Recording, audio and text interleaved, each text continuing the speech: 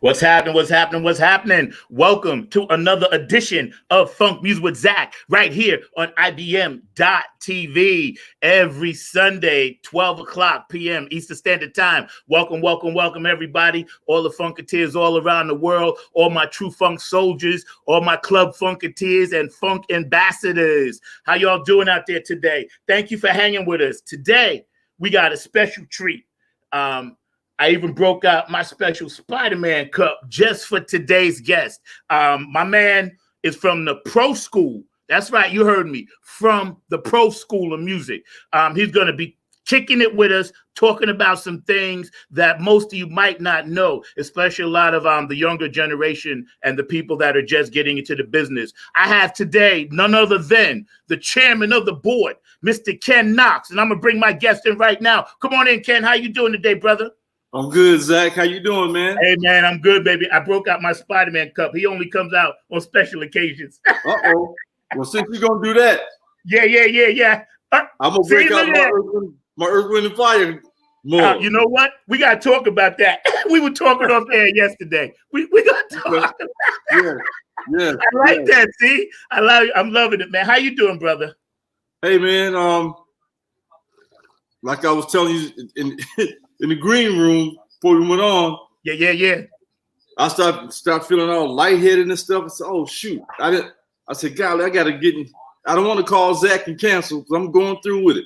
Oh, thank you. You know what? If you got to jump off, it's fine. If you don't feel well at some point, let me know. I appreciate it. It means a lot, man. You're a special human being in a special spirit. And it took me a minute to finally get you on, but I'm so glad that you agreed to come on. It was kind of a last minute thing as well. Shout out to our brother Mark Lee for this. Yo, Mark is the man. Mark, the man behind the glass, my producer for both my shows. He keeps it rolling, keeps it funky, and Mark is a good dude, man. He's a good man. So where are you at? I know you used to you came from Detroit, but are you in Detroit now? No, I'm in South Carolina. You're in South Carolina. Okay. How are you and your family doing with everything, coping with just not the negative stuff, but just how are you doing as far as dealing with what we got going on, man? We'll get to the music in a minute. Yeah. So what we're doing is we're staying conscious, of everything that we do. Myself, my wife, and my band. We're all being extra careful as no extracurricular going here and going there and staying here. So we're doing what we have to do, and we do it, and we come back, relax, and wait for the next day to happen. So cool. So I tell you what, one of our guys, my guitarist, he came down with COVID in March. Wow, I'm sorry. And I was a little scared because we had just rehearsed like a week before he came down with it. And I said, "Oh," so he was out probably 2 months. Okay. But we couldn't perform anyway, so they gave him time to recuperate. So he's doing fine, and good. So okay. That let us know that hey, it's still out there. It's out there. Yeah, I always ask my guests since we've been locked down about their health and family first before I get into other things, because to me it's bigger. We're in the fraternity. Obviously, you're music pioneer and legend, but those of us that are in this fraternity, music is a small world. It's a small business. Globally, it's huge, but it's small, man. And without COVID, this past 2-3 years, we just been losing so many people. It's been a plethora of just things. And I don't mean to bring you down. I just always think like just this week, like yesterday, I did something for Eddie Van Halen, and just this week alone, man. And I often wonder, what the future holds for us, because it's like that next crop of musicians are coming up, and a lot of people that weren't feeling so hot and doing so well now are getting on to that next level. And it's a blessing. And what I'm trying to say is to have had that in my generation. You know what I mean? I grew up in the greatest generation of all time, brother. Let me tell you. You're right about that. And you're right. We have lost, but those artists have given us, like you said, so much in our generation. I read a story on Eddie Van Halen yesterday. I didn't know. It was the fact that he came from a mixed background. Yeah, that just came out recently. Yeah. You saw that? So so he had some struggles, coming up, when he was, as an adolescent, never would have thought about this, But yeah. So you're right. We lost some great people, man. So Yeah. All right, so let's kick it back. Chairman on the board, a Detroit Canadian kind of based thing. Back when music was actually professionally done and cats actually sang and played, you guys actually sang and played stuff. You know what I mean? And so we all know the hits. Obviously, we know the hits, and we're going to get to them in a minute. But in 1974, right, you got a chance to really do it. What got you into the music game prior to that? Okay, so growing up, see, my brother played saxophone. Okay.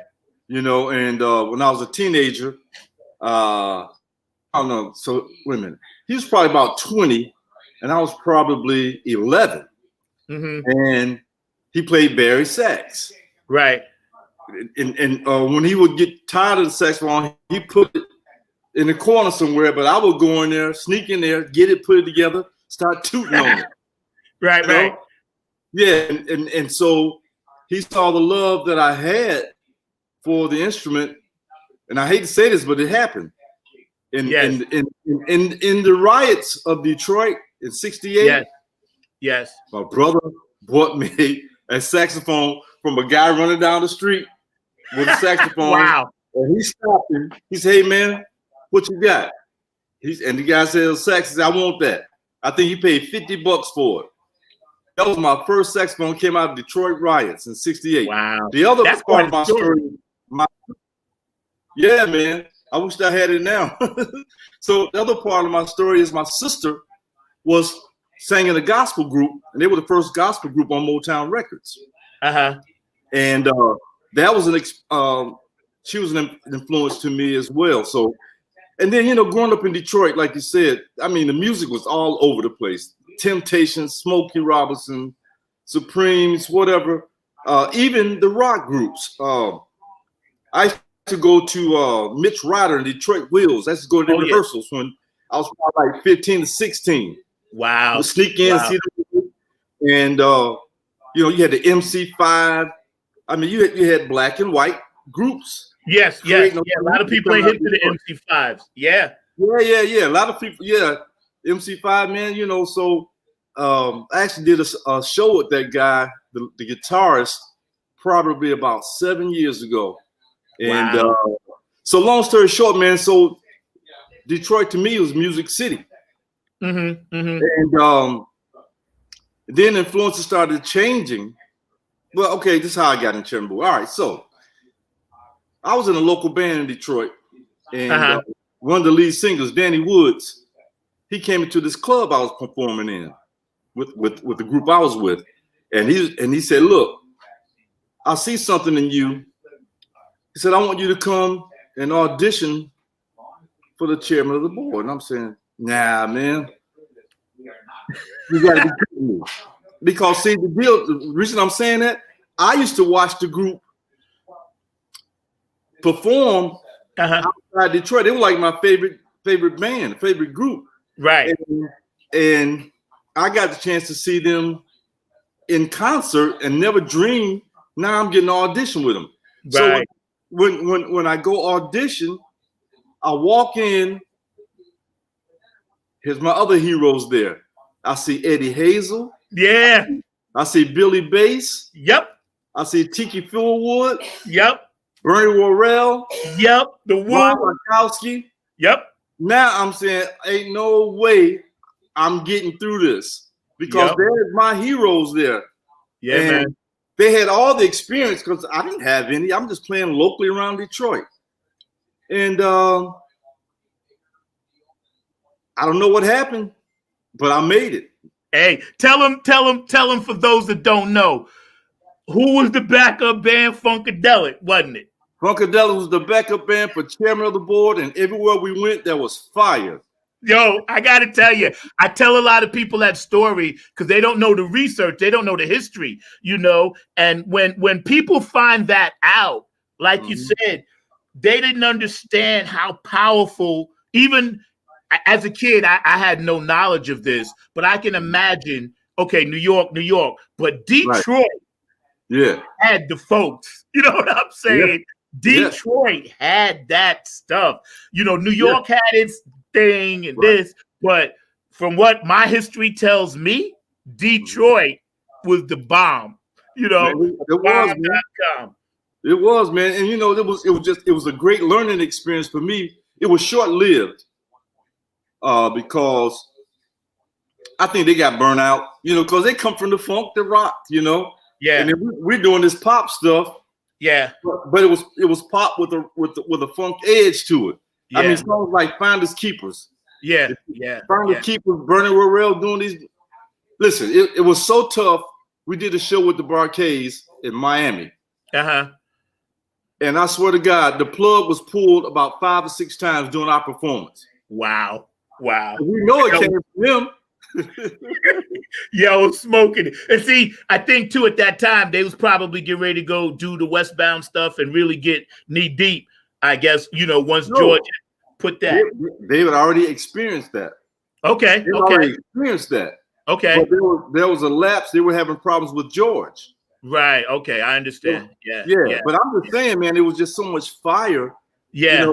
In performances. You had the best rhythm section to me that ever was. Yeah. They were like the Beatles to us. Yeah. And I got a chance. Bernie was my roommate on the road. Right. And it was like unbelievable. The knowledge he was at night when we finally wind down, which is probably 5 o'clock in the morning. You know how it is. Mm-hmm. They hotel you up all night.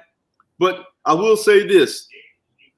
Those guys respected what we did. I mean, General Johnson, Danny Woods, and myself. They respected what we did, what we brought to the table, and it was it was a great marriage. Yeah, but the marriage didn't last long. Right. Hey, sometimes they short, sometimes they long, man. But it was great while it happened. So yeah, you're right. A lot of people don't know the Funkadelics was the rhythm section out on the road, and we killed everywhere we went. So that's tight, man. Here we are hanging out with the chairman of the board, Mr. Ken Knox, man, on Funk Music with Zack on IBM.TV. Let me tell you, brother, I couldn't sleep last night. I was so anxious, right? Because I just wanted to start this interview and hang out with you and, kick it, man, and talk about things and have you just drop tons of knowledge on all my fans out there around the world. But before we go any further, I just want to say hello. People will be chiming in now and then. So, you may see me wave or something like that, Ken. But Dr. Anthony's tuning in. I know I got a lot of people up in DC and New York. Thank you for hanging out with us on the show today. We're hanging out with Mr. Ken Knox, chairman of the board. And we were talking yesterday, when we were chatting a little bit, and we were talking, you came right out of high school, man. So what was that like? Like, you're hanging out with your friends one day and you've been in bands anyway, the high school bands, but then all of a sudden they're like, damn, Ken is gone. You know what I'm saying? How did that first hit you? Again, it was like, and all that was great, but I did the wrong thing. See, before chairman of the board, I was on the road with like the Detroit Emeralds. Okay. And people like that. Right. And as a musician, sax. Okay. Yeah. So I cut my teeth on that. But when it was time to go to school, man, it was hard for me to get up and go catch that bus. Been there. And I regret that. I regret that to the day because I didn't finish. Yeah. But the School of Hard Knocks, I graduated from that. Yo, you're the chairman of the board. So you know what I'm saying? It's like, hey. And I have to thank General Johnson and Danny Woods for that, because they were there since 1970. And again, Danny saw something to me, and General saw something to me. And when, you know, they're no longer with us. General died in fact, it'll be. Yeah, we're going to get into that in a minute. I was going to mention that. Right, cool. Yeah. No, you're good. Go ahead. But the thing is, they saw something to me, and it was a dream come true for me. Like I said, coming out of high school, and my first gig after that audition was in Detroit. Oh, you know? Wow. And I'm saying all these acts on the show, and during that show in Detroit at 8 o'clock, I had never been on the plane. So that night, we left. After the show in Detroit, we flew to New York. Right. To the show at 11. Yeah. Now I haven't been on a plane, but it was a Learjet, a private Learjet. I look across from me, there go Billy. Look across from me, there go Tiki. You know, and I'm like, wow, is this really happening? So yeah. So I mean, man, again, it was kind of hard for me to get up and go to school, but see, I'm going to get my GED. Good for you. And a lot of people are proud of that. Good for you. Man, and it's way overdue. In fact, one of my bandmates now, he just told me 2 days ago, he said, Ken, I'll help you. Yeah. So it's cool. Yo, man, that's a beautiful story, man. And again, here we are with Mr. Ken Knox, chairman of the board, pro school artist, musician, entrepreneur, man about town, celebrity, A-lister for sure, people that I look up to and grew up to. And I told you the little quick story, and we're going to get into Mr. General Johnson in a minute. I know October 13th is an important day, but I just got to tell the story because I told you, and I'll make it really short. Yeah, go ahead. I first heard that song at Coney Island when I was hanging out with my older cousins, and there was this ride, the Tilt the World, and they used to play music. And anybody that's from Brooklyn or Coney Island, New York, the ride I'm talking about in the 60s, because everybody knows it. It was the only ride that had that Motown sound. The guy was playing 45s every time the ride started. He had these huge speakers, right? And you can hear that music going around, Cannonball Adderley, and like you said, Detroit Emeralds, and chairman of the board. And I heard that song, bro. I started crying. Wow. And my cousins asked me what was the matter, because they knew I was an emotional kid anyway, and I had lost my mom when I was 7. So, I had been through a lot. But music was my sanctity. Songs, this is how I knew I was kind of maybe supposed to do something with music somehow, because it used to affect me different than my friends. You know what I mean? I used to get emotional, and I grew up dad, Baptist minister, gospel, whatever, know. So emotion was a thing for me. And I heard this song and I said, no, I'm not upset. It makes me feel happy, and I just wanted to share that with you, man. That made me feel really happy as a kid.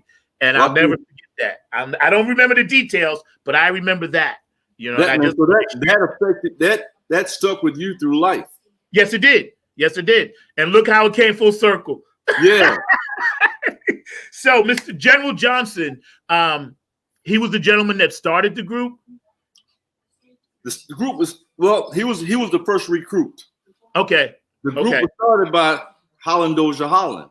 Okay, got it. Who wrote all the stuff for Four Top, Supremes, Motown stuff. So they left Motown and started their own label called. Oh, okay. Yeah. Okay. Yeah. So General was the first recruit because of General's with the group. Like when he was a teenager, a group called the Showman out of Virginia, and they had records, right? But it was something about General's voice that they liked, right? And so they formed a group around General. So there was General, then came Danny, right, and the Canadian Harrison Kennedy. Okay. Yeah, now that's how the Canadian part comes in, and and I can't think the other guy's name because in the beginning it was 4 guys. Right. Okay. And so General had a unique tone to his voice, and that's probably how it touched you, because I remember him telling me when he was recording that song, they had him sing it to his highest limit that he can reach. Right. And by Holland Dozier and Holland being the greatest producers that they were able to get that shrillness or that to catch your eardrums, I get the orgasm, and it was great on record, and everywhere you read or write, it says his emotional vocals is what sold that record, just like it sold you as a kid. Oh my God, was it just something about it, man? Yeah, and also the arrangement and things of that nature. Everybody's recorded it from. It's a British girl did it maybe in the 80s. She had I think she went platinum on it. But to get to General right quick, he was a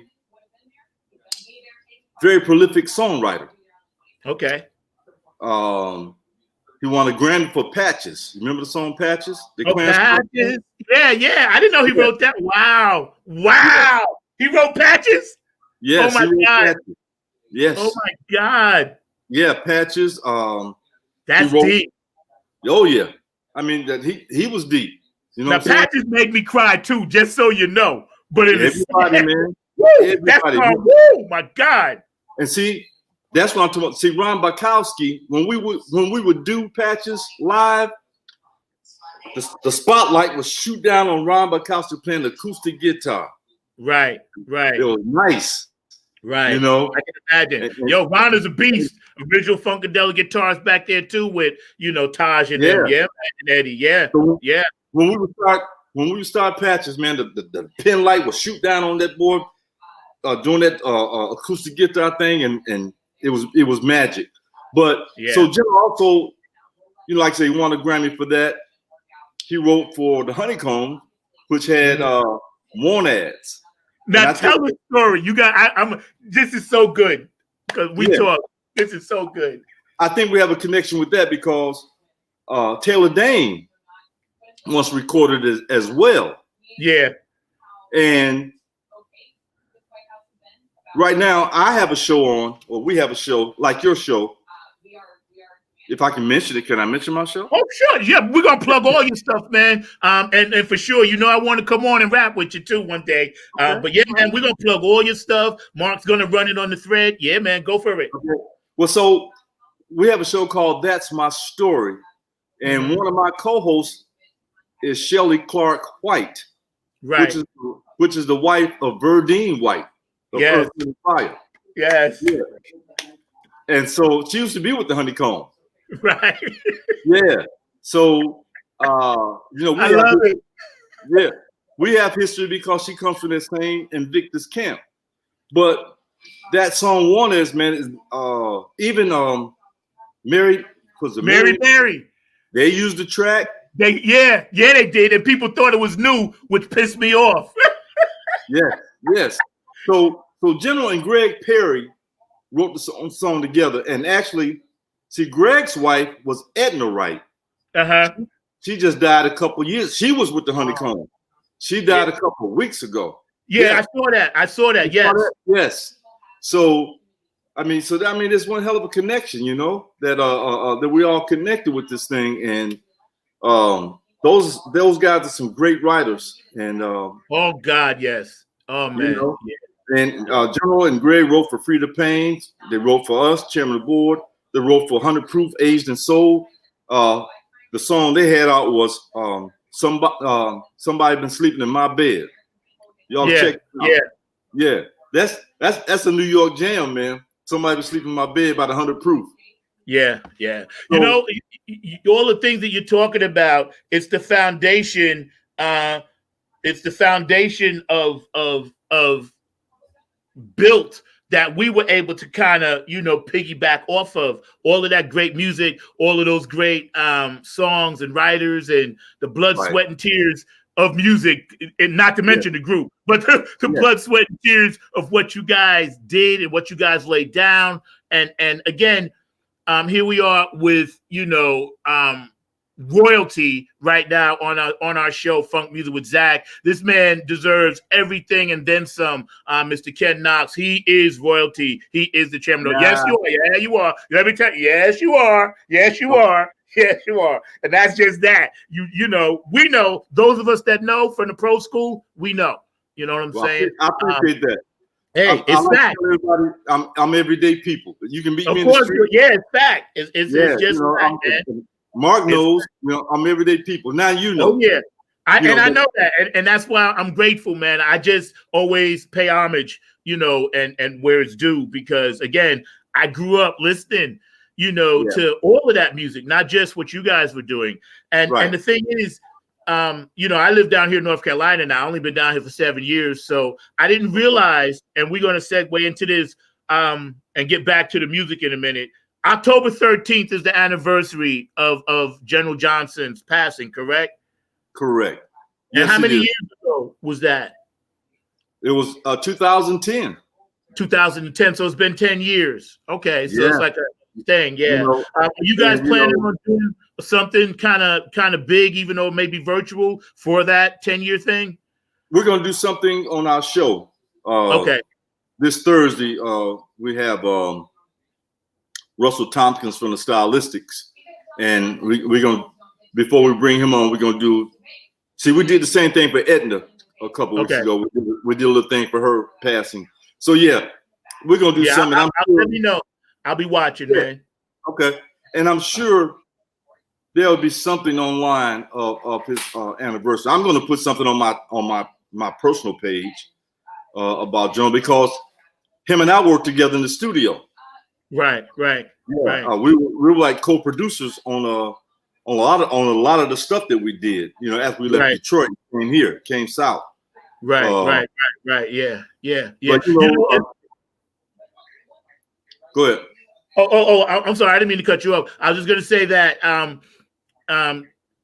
if now that we're friends on Facebook, I'll make sure I can tag and double tag and post a lot of that stuff too, because people really need to hear. A lot of the younger folks out there, again, Mr. Ken Knox, chairman of the board, a lot of young folks out there need to know how they got to where they are, because you guys did what you did. You ladies and gentlemen back, coming up, you gave us something to look forward to. You mentioned something earlier about the riots in 1968. And how, you were able to get an instrument, and music for us back then, it was our way of not being involved in the racial turmoil, because we were old enough to know right from wrong. I was 10 when King got shot, but we were too young to actually physically be in the street, some of us, because our moms and dads really wasn't going to roll with that. Now, my father was a member of the NAACP, so I seen the march. I seen things happen that shouldn't have happened to him. I've seen it. Yes, he did his thing. But I'm saying that to say that if you guys hadn't made all that music, we wouldn't be where we are today, because we had that. We didn't have to go to the street unless you wanted to, and those were some tumultuous times. And we're in the same thing today, unfortunately. And we keep it light on my show. But, maybe through this next crop of music and people like yourself doing what you continue to do, we can overcome it again, is what I'm trying to say. Get over that hump. As P-Funk would say, got to get over the hump. So here we are. You made it into the North Carolina Hall of Fame, which is phenomenal. Tell me a little bit about that. Oh, man. Just like yourself being from New York, and the three of us, General Danny and myself, came out of Detroit. We feel like we were the adopted sons of the Carolinas to be awarded an award like that. North Carolina Musical. Man, there's so much history, musical history out of the Carolinas. Oh, yeah. I mean, you cannot turn on a television or radio that you don't hear a Carolina artist. That's right.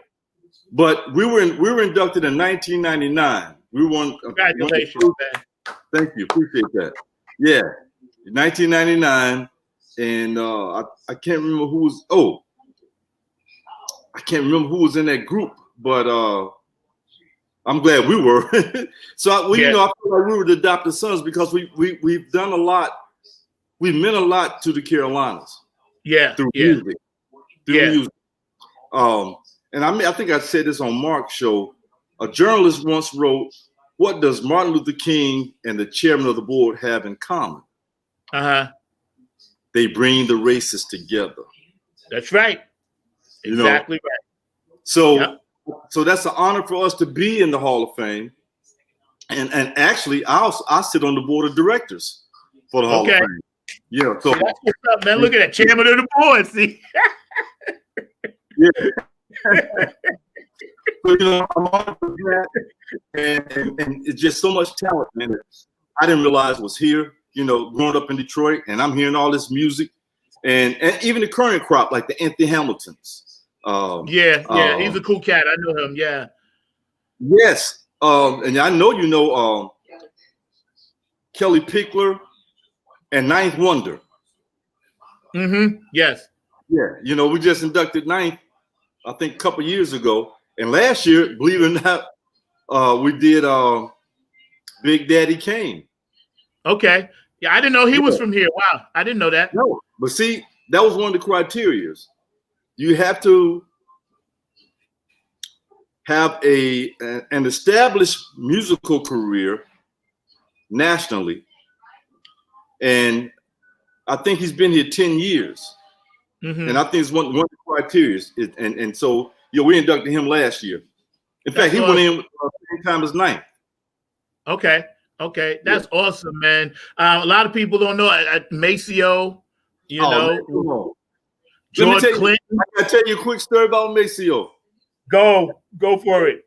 All right. So I may have said this on Mark's show, but you never know who you see. All right, let me start this way. Maceo is my idol, right?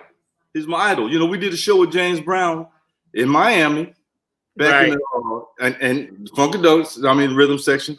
So all day long on Black radio, they kept saying, "Do not go to the James Brown chairman of the board show. Boycott it."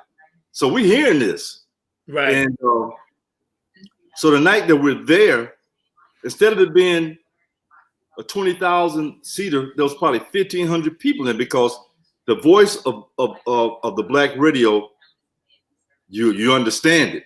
You know, those people did not show up because the fact that James Brown hugged Nixon. Yeah. So which was stupid. Yeah, not for him, but for people to think that way. Right. Exactly. So they so Black radio got on, told them boycott the show. So they did. Now I'm gonna see my idol, Maceo. So I see Maceo and we did a sound check and we come off and I see him and I went to talk to him. He went another way. Right. That's well, maybe he didn't see me. So I saw him again, and I swear to God, we never connected. He went somewhere else, and I said, I'm young, right? And this is my idol. I said, I got to meet this man. This is the reason I'm here. And so we never connected that night. So about 6 years ago, I got a call from the Hall of Fame, and they said, "How would you like to induct Maceo Parker into the North Carolina Music Hall of Fame?" Wow. Absolutely. I got him. Yes, I got him. So I told that story, that night that I presented his award, and he leaned over to me and told me, "I remember that." Wow. Yeah. Yeah, he's a down-to-earth brother, man. He's down here I know. But years ago. I beat him to it. Yes. Oh, yeah, which is funny. Yeah, Yeah, I beat him to it. But if we talk about it, we laugh about it. I love Maceo, man. You know. Yeah, he's a down earth brother. I got a chance to vibe with him a few times. You know, Nice. It's just such a small world. Like I said, you know, in the beginning, it's a big global musical community. You know, but Yeah. when it gets down to it, there's always a connection to hang out and meet. Again, Yeah. here we are with Music Royalty, Mr. Ken Knox, chairman of the board. Loving it. So that beach music thing, and I did a lot of corporate stuff, so we used to do a lot of that thing, right? When it kind of switched over and you guys were doing your shows, and you realized that was going to be the next thing, especially in the warmer places where people could actually have outdoor events 9, 10, 11 years around, right? Yeah. Tell me how you transitioned, because with the way radio changed, MTV to me was the worst thing to happen to music. I love it. Don't get me wrong. I love every video I've ever seen because somebody is making money, but it doesn't mean I agree with it, but I understand the business side of it. But when that happened, you know, I was like, people can't really see music like that. They need to hear it first, you know? And people would say to me personally, hey, you know, there's a new video out. And I was like, well, I'm going to go listen to the album first before I even watch what they're doing, because that's not how I connect with it, even though I get it. I get the videography of it. When that beach music thing first hit, and it hit hard, you know, because I used to come to Virginia and, you know, we used to be doing corporate stuff, whatever. And, you know, I would see this thing, this like wave, massive, thousands of people doing this thing, man. How did you guys transition into that and jump right into it, hitting the ground running? Because y'all did. Yeah, we did. And that was through General, because again, the group he was with back in the day in the 60s, they were known as a beach music artist.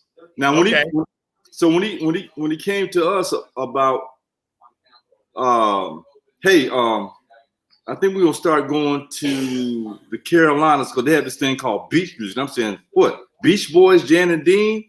He said, no. You know, that's what I'm thinking. Just like you know, from the north, you think that. So he said, no, it's basically rhythm and blues. Yeah. He said that the problem is the only way the white kids can hear it, they have to go to the beach, away from their parents. Yeah. And they hear it on the jukeboxes. Yeah. Because it was still the devil's music when they went back home.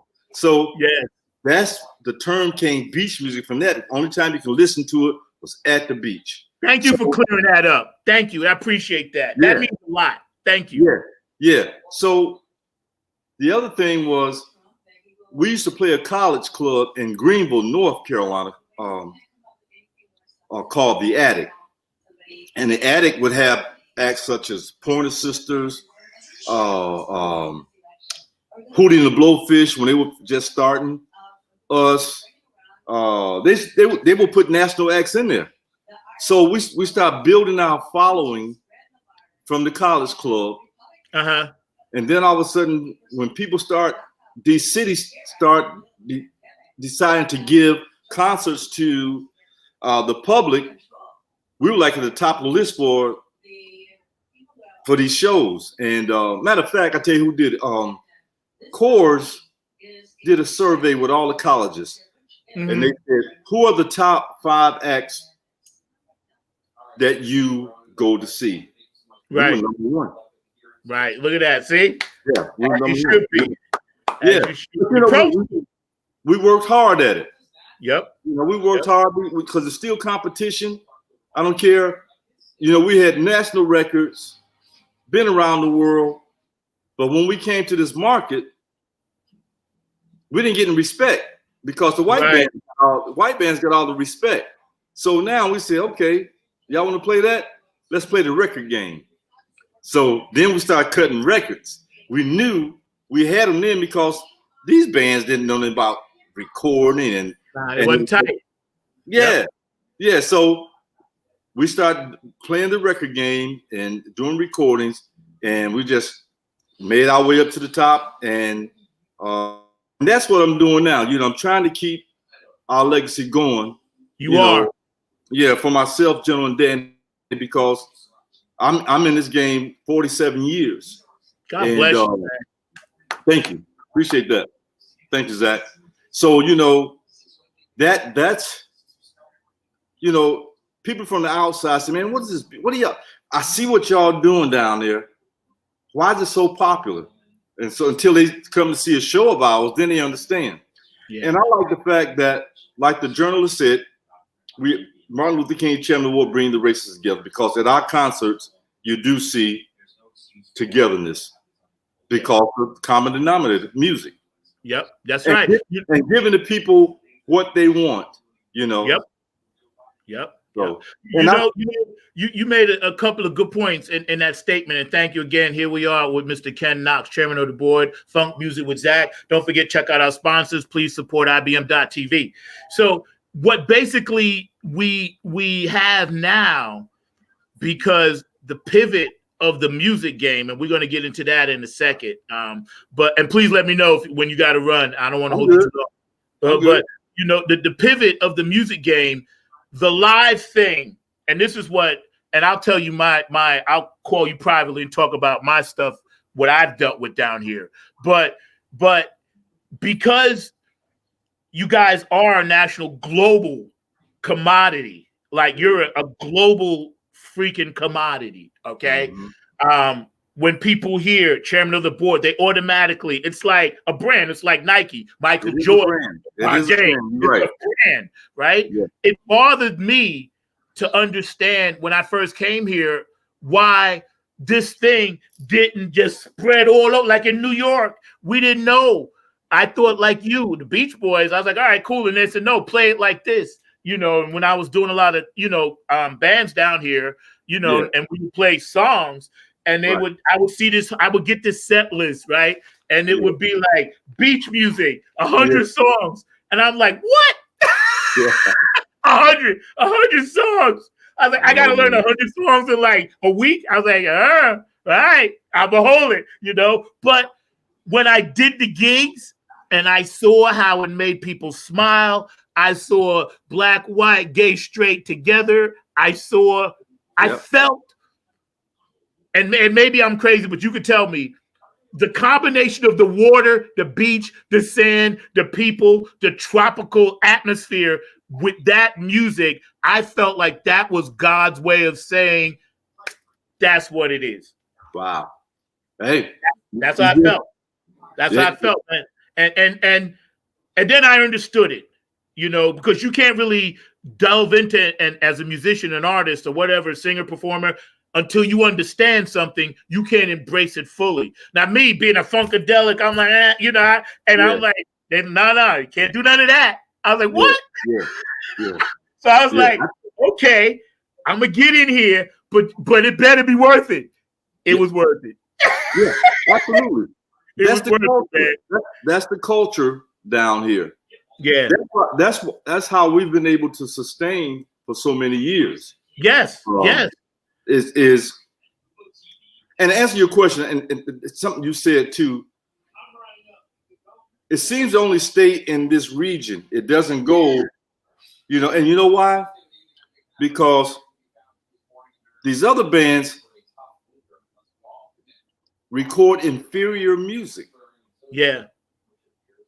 It's inferior. I mean, they ain't nothing wrong with doing it in your home studio, but you have to be able to see, you understand that you're a musician. They're musicians too, but they didn't come up like we did. Yeah. And so it's the music was inferior, so it stayed down. Stayed in this area. Now, like being a brand, we still go to the UK. I go to UK. Shit. Oh, damn, I forgot. No, you good, man. It's all good with cable. We live, man. It's all good. Don't sweat that. We go to UK every year, and they have a different brand. They call it Northern Soul. Yes. Yeah. So, but that's the thing. When you're giving quality, it shows. But that's the only reason the beach music has not taken it, they always say, we're gonna take this music national. No, you can't, because the music you're putting out, nobody wants to hear that stuff outside of the Carolinas. Exactly. We've been fortunate because we've been in the game so long and we understand it. And your brand, you know, like I said, when you have that brand, you know, this is what I try. And I used to teach music at the School of Rock for a minute. You know, I've had, you know, some opportunities to really get into some young kids' minds about the game. Right. And believe me, I'm just a fledgling. I'm still learning, you know. And I tried to explain to them there's a difference between what some people call old school, but what we call pro school. Yes. Because the pro school, I used to tell my kids, and you know, young kids, and I have two daughters, 12 and 16. So I'm in the wheelhouse. Trust me when I tell you. I'm in the wheelhouse. And you know, my daughters, they know Mahalia Jackson, and you know, they know about all that. So believe me, they know who, you know, Louis Armstrong played with, you know, they know. Louis. They know. Who's that right there? Yo, that's what's up. My man Lewis, you know.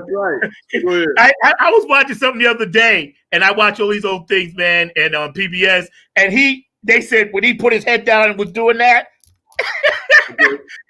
I watched him. I was like, Lewis is going into all kinds of gears, man. But getting back to what I was saying, right? You blew my mind. I used to tell these kids the Beatles recorded on 4 tracks, but you still listening to their music today.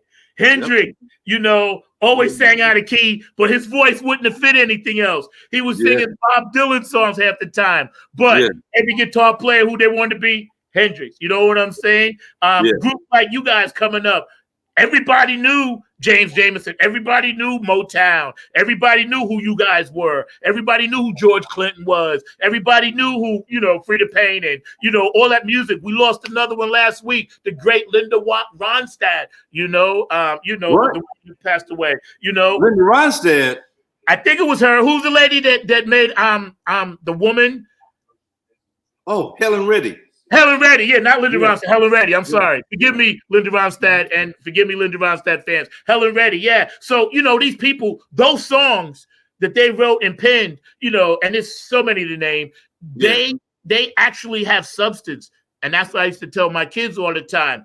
Go back to that. I used to force them. That was their homework.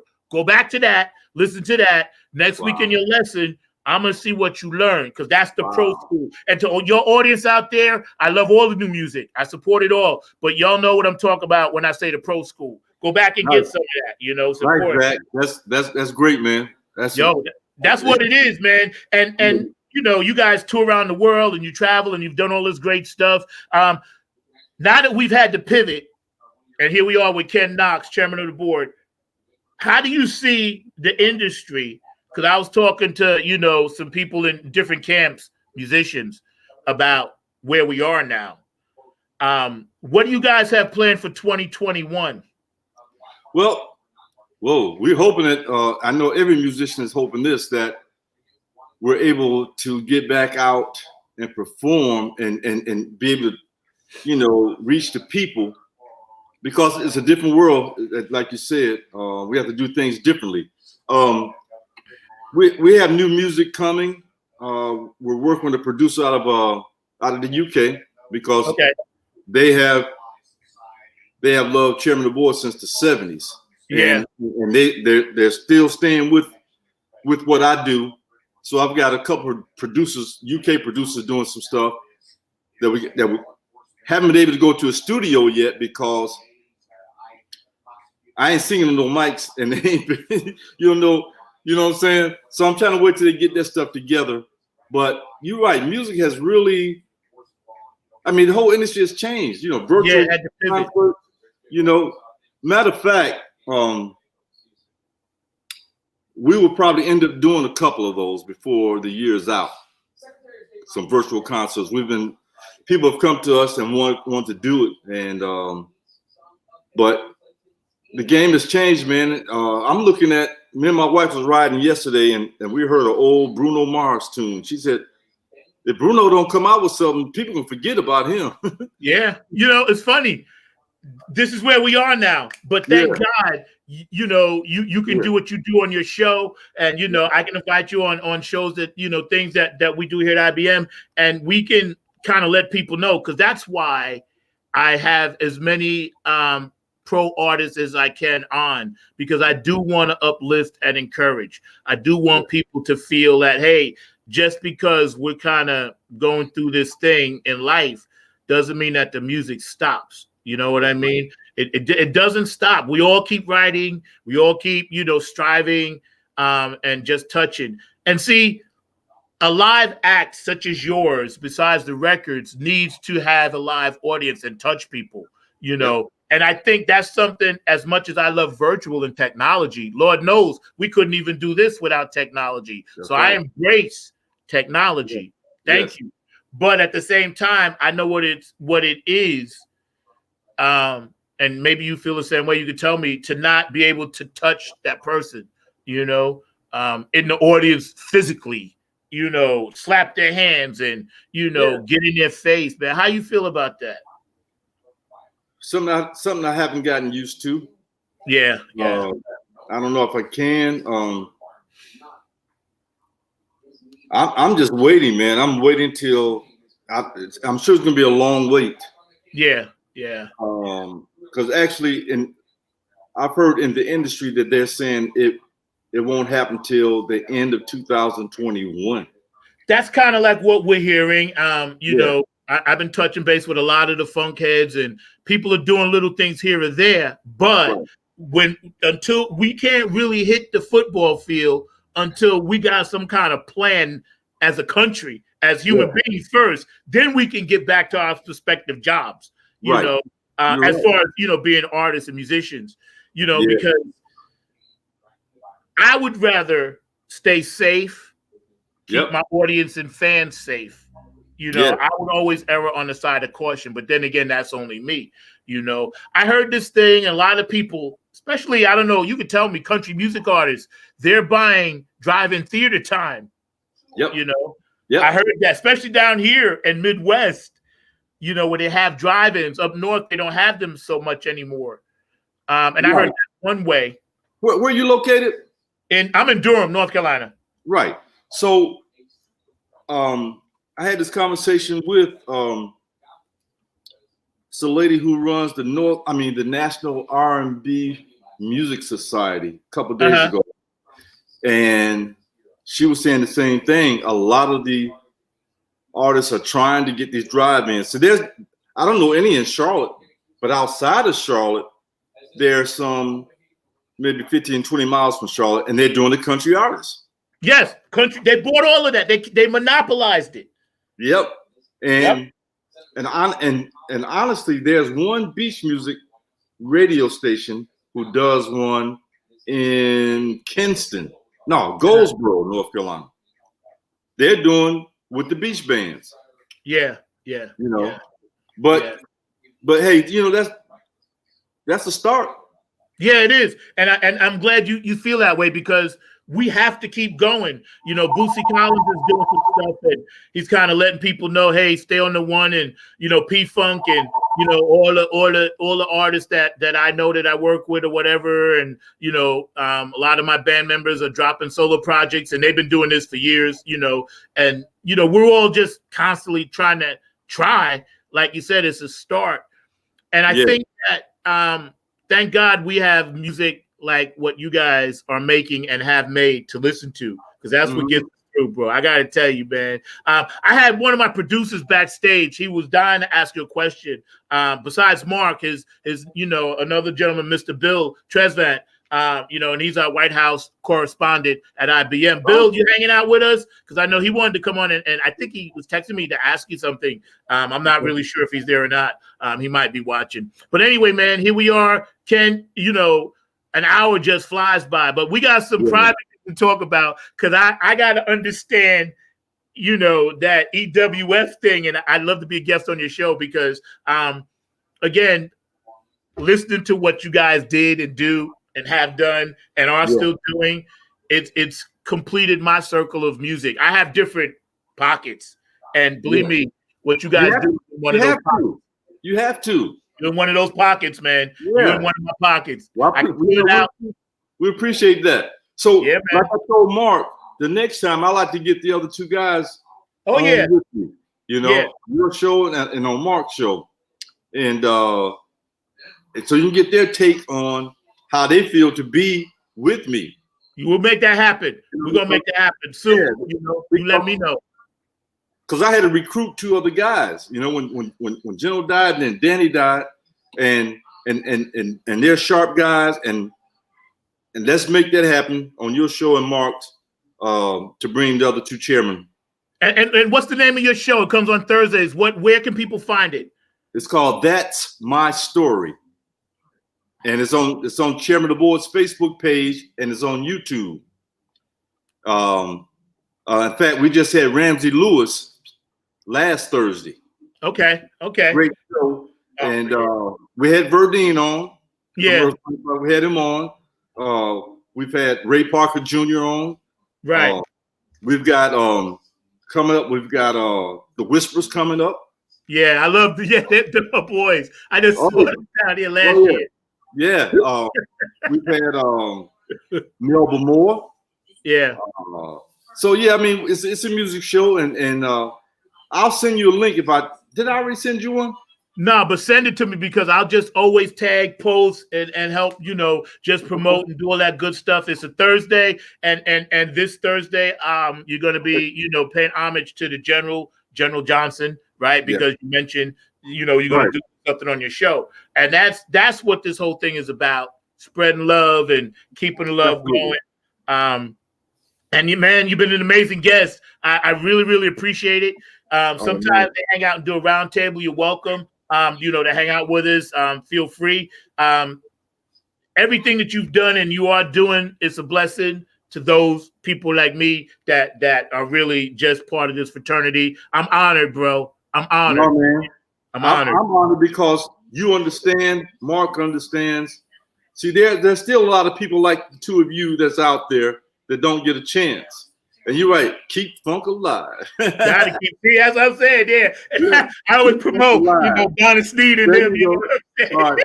So listen, man, I appreciate that, but I appreciate coming on your show. Yo, man, thank you. And again, shout out to Mark Lee for making this happen. Yo, man, no doubt. And I'll be calling you this week. There he is. Yeah. Yeah. I'll give you a call this week, Ken. Say it again. I said I'll give you a call this week during the week. All right, bro. Peace and blessings, man. Thank you.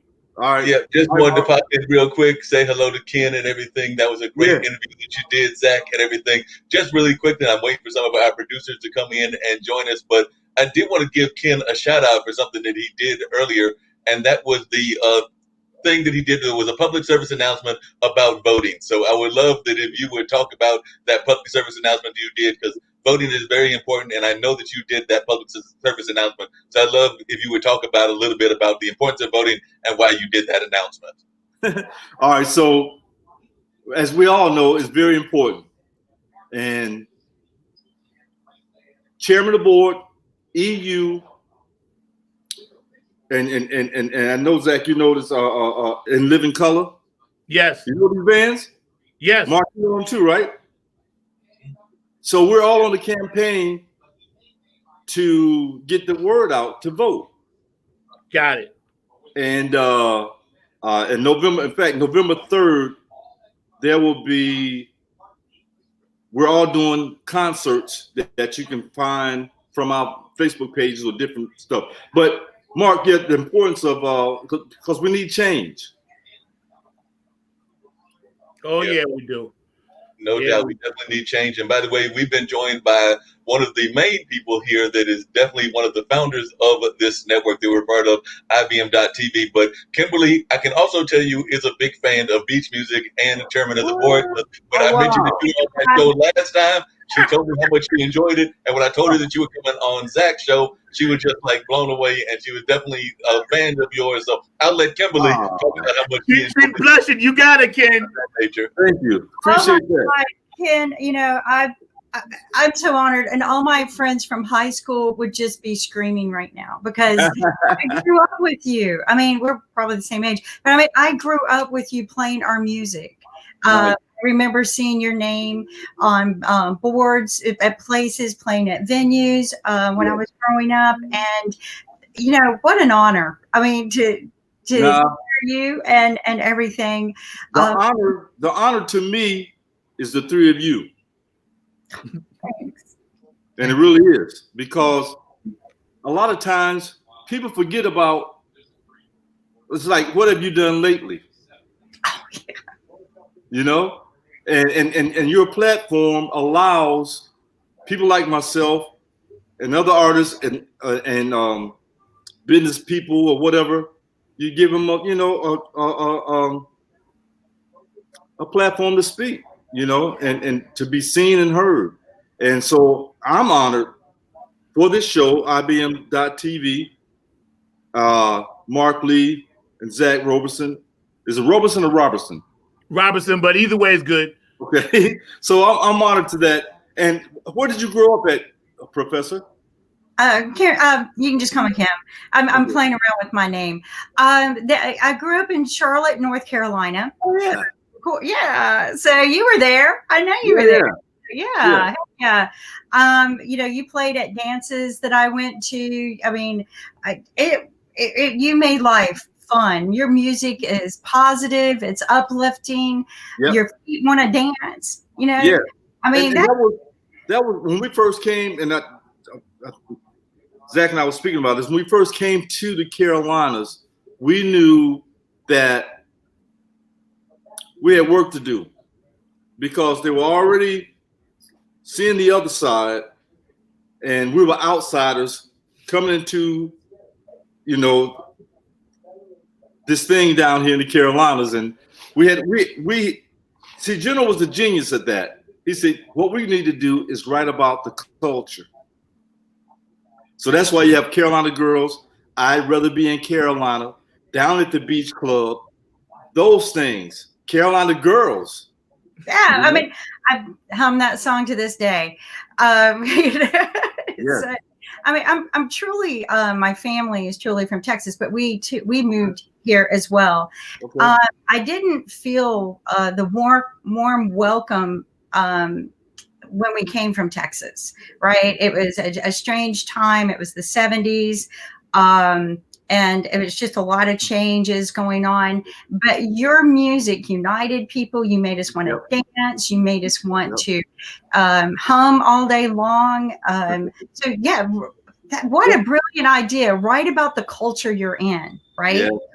Yeah, because we come from the Motown, Right. and like I was telling Zack, I'm thinking Beach Boys, Jan and Dean, and anybody from the North or Texas, whatever. You think beach music that's what it is, but it's basically rhythm and blues music, and it's the way you present it. And General always had a saying, if it ain't broke, don't fix it. Yeah. Right. Yep. So that's another way we have sustained. And again, we are honored to be in the North Carolina Music Hall of Fame, South Carolina Music Hall of Fame. And I mean, we feel like we've made strides for this band in this Carolina.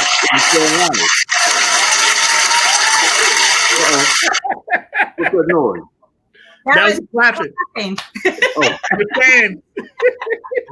Kim's got a new toy. One of our other founders has found this new toy. So Kim's enjoying our new toy with the clapping machine and everything else. okay.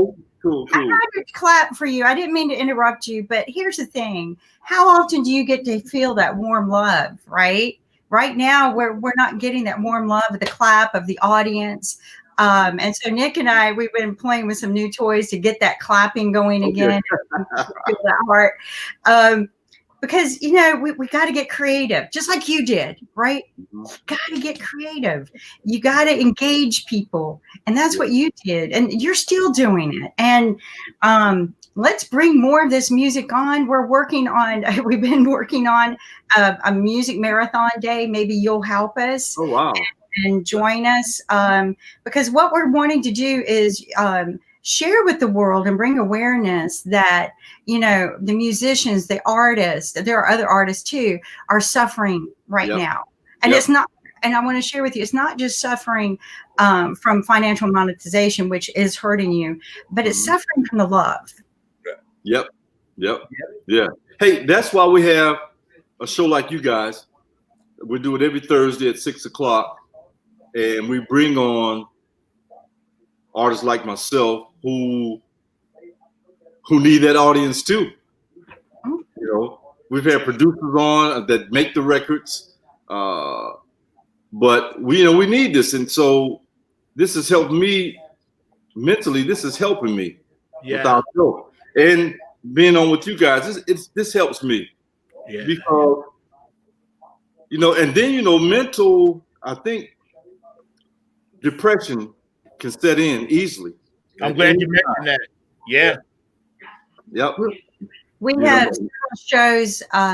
We've been so fortunate and blessed here at IBM TV. Experts from all over the world have been joining us for panel talks. Doctors from all over the world. Doctors from Harvard, Yale, from India. An infectious disease, world famous infectious disease doctor who's on TV all the time comes and talks to us because we reach that area that networks don't reach, right? Mm-hmm. We're reaching worldwide, but what's interesting is having this global talk with everyone, sharing our information. What are you doing? Wow, I didn't think of that. Is that working? And you would think they were doing that, but they're not. They're all worried about money and making a vaccine, but they're not talking about the real solutions, the real human solutions. And the biggest concern when the pandemic hit was the mental impact. And we have a doctor from North Carolina who is also, he's a frontline doctor. He's also a DJ on Saturday nights for us because he loves to do. He rocks it. But he works frontline full time. He's also sitting on the health board just to make sure things are done right. But his biggest concern is we're pushing the vaccines too fast. And what we really need is just to unite, bring the treatments in, right? And they've got treatments now that are working. We just don't need mass spread. That's, that's all the doctors say. Don't overwhelm us because there are other diseases too, not just COVID. So if we unite as a team, and that's what we wanted to do here is unite as a team to win this. But mental, we've got 3 shows now, 4, if I count Win, who is a disabled woman who comes on 9. I shouldn't say disabled woman. She has cerebral palsy and she doesn't let it get in her way. So she's got a show on Monday morning at 9 a.m. Then we have a gentleman from Africa called Mind Closet on Friday mornings. And it's talking about issues that people don't want to talk about. And then we have spiritual Saturday, and we have several shows all day long Saturday that are just nothing but reboot and uplift. And people can call it. We're getting texts from people. People can call in. People can beam in, talk to the expert. We share our stories. We share our darkest secrets too, to get people going, right? And what's interesting, Ken, is when I'm done with that show, how good I feel. Yeah. Okay. Just like this show. When I am done with this show, we've got people begging to be on this show now. And I know they're going to start coming in, but we've got people asking me why we haven't invited them to this show yet. And this show is like Saturday, I get my reboot, right? Get back to praying a little bit. It's not religious. None of it's religious, but just you, right? So get back to praying, reboot. And then today is uplift music, talk about what we need to do, our call for actions, because we call this the producer round. And after Zack's show is the producer round. And we unite together and we talk about what's bothering us and what we can fix. And it's not about complaints. It's important. Right. It's very important. And you said something really important. Both of you guys did. I didn't mean to jump in, Mark, but I just wanted to say this before I forget, because a lot of people that are type A hype personalities, like all of us here, we're not really used to being in one spot. No. So I know, and this is true, and this is nothing against anybody. It's just all people are different. But I know a few people that said, I'm always in the house anyway. And I was like, I don't know how you do it, but you still have something to do. During COVID, some of us that can't be confined, we're more likely to have some type of depression because we're confined. Like, I hate being confined in the house. I had to be safe, you know, and I had surgeries, this and that, but I hate being in one spot. You know, before I got hurt, Mark will tell you, I was playing in 3 bands and still trying to work Nappy Head. You know what I mean? And working 2 jobs and driving Uber. Wow. You know, yes, my life, I have to be going. And now that I'm stuck the past 2 years because I had surgery, now I'm here again in the house. I'm like, oh, 2020, I'm stuck in the house again. That depression thing is very real. And for anybody out there that's suffering it, believe me, I know, like Kim said, we're here. We got a lot of shows. And I'm glad you mentioned that, Ken. And I'm glad you followed up, Kim, with that, because it's important. People need to do that. They're not alone. For show and share it with the world. We've got, we're in 122 countries. We have a global board of advisors that helps us spread all of this out. But we've got shows from Africa. We've got shows from Malaysia. We've got shows from India. I think we're working on shows from China, believe it or not, China, Korea, because we want to build those bridges, not build the walls, right? We want to build those bridges. But think about some of the things that we can do, right? And instead of keep saying why, let's start saying why not and pursue it, right? And I get it. I agree. And maybe we can do a song about this, right? That uniting everyone to be a team and win this, because, and I want to share something else with you, Ken. One of my missions, because Charlotte has a tendency of being extreme rich and extreme poverty, which is one of the reasons why I really didn't like it there. Charlotte, Raleigh has, North Carolina in general has that. So one of the goals that we started with was to close the gap between poverty and sustainability. That was a huge mission of ours when we first started the very first TV show. And then we branched out into a network. Now, believe it or not, we're actually suitcasing in real financial literacy classes that's going to teach you how to take that, where some people could be, well, I can't save a dime. I'm spending everything I got plus and living on credit cards. We've got people that help sit down and help you rethink that. And you are almost guaranteed that you're going to start putting away something every month, whether it's $100 or $200. We're going to take you from that negative and start putting you into a position where you're sustainable and then positive. And I call it not lowering the bar of the rich. I call it raising the bar of the poverty.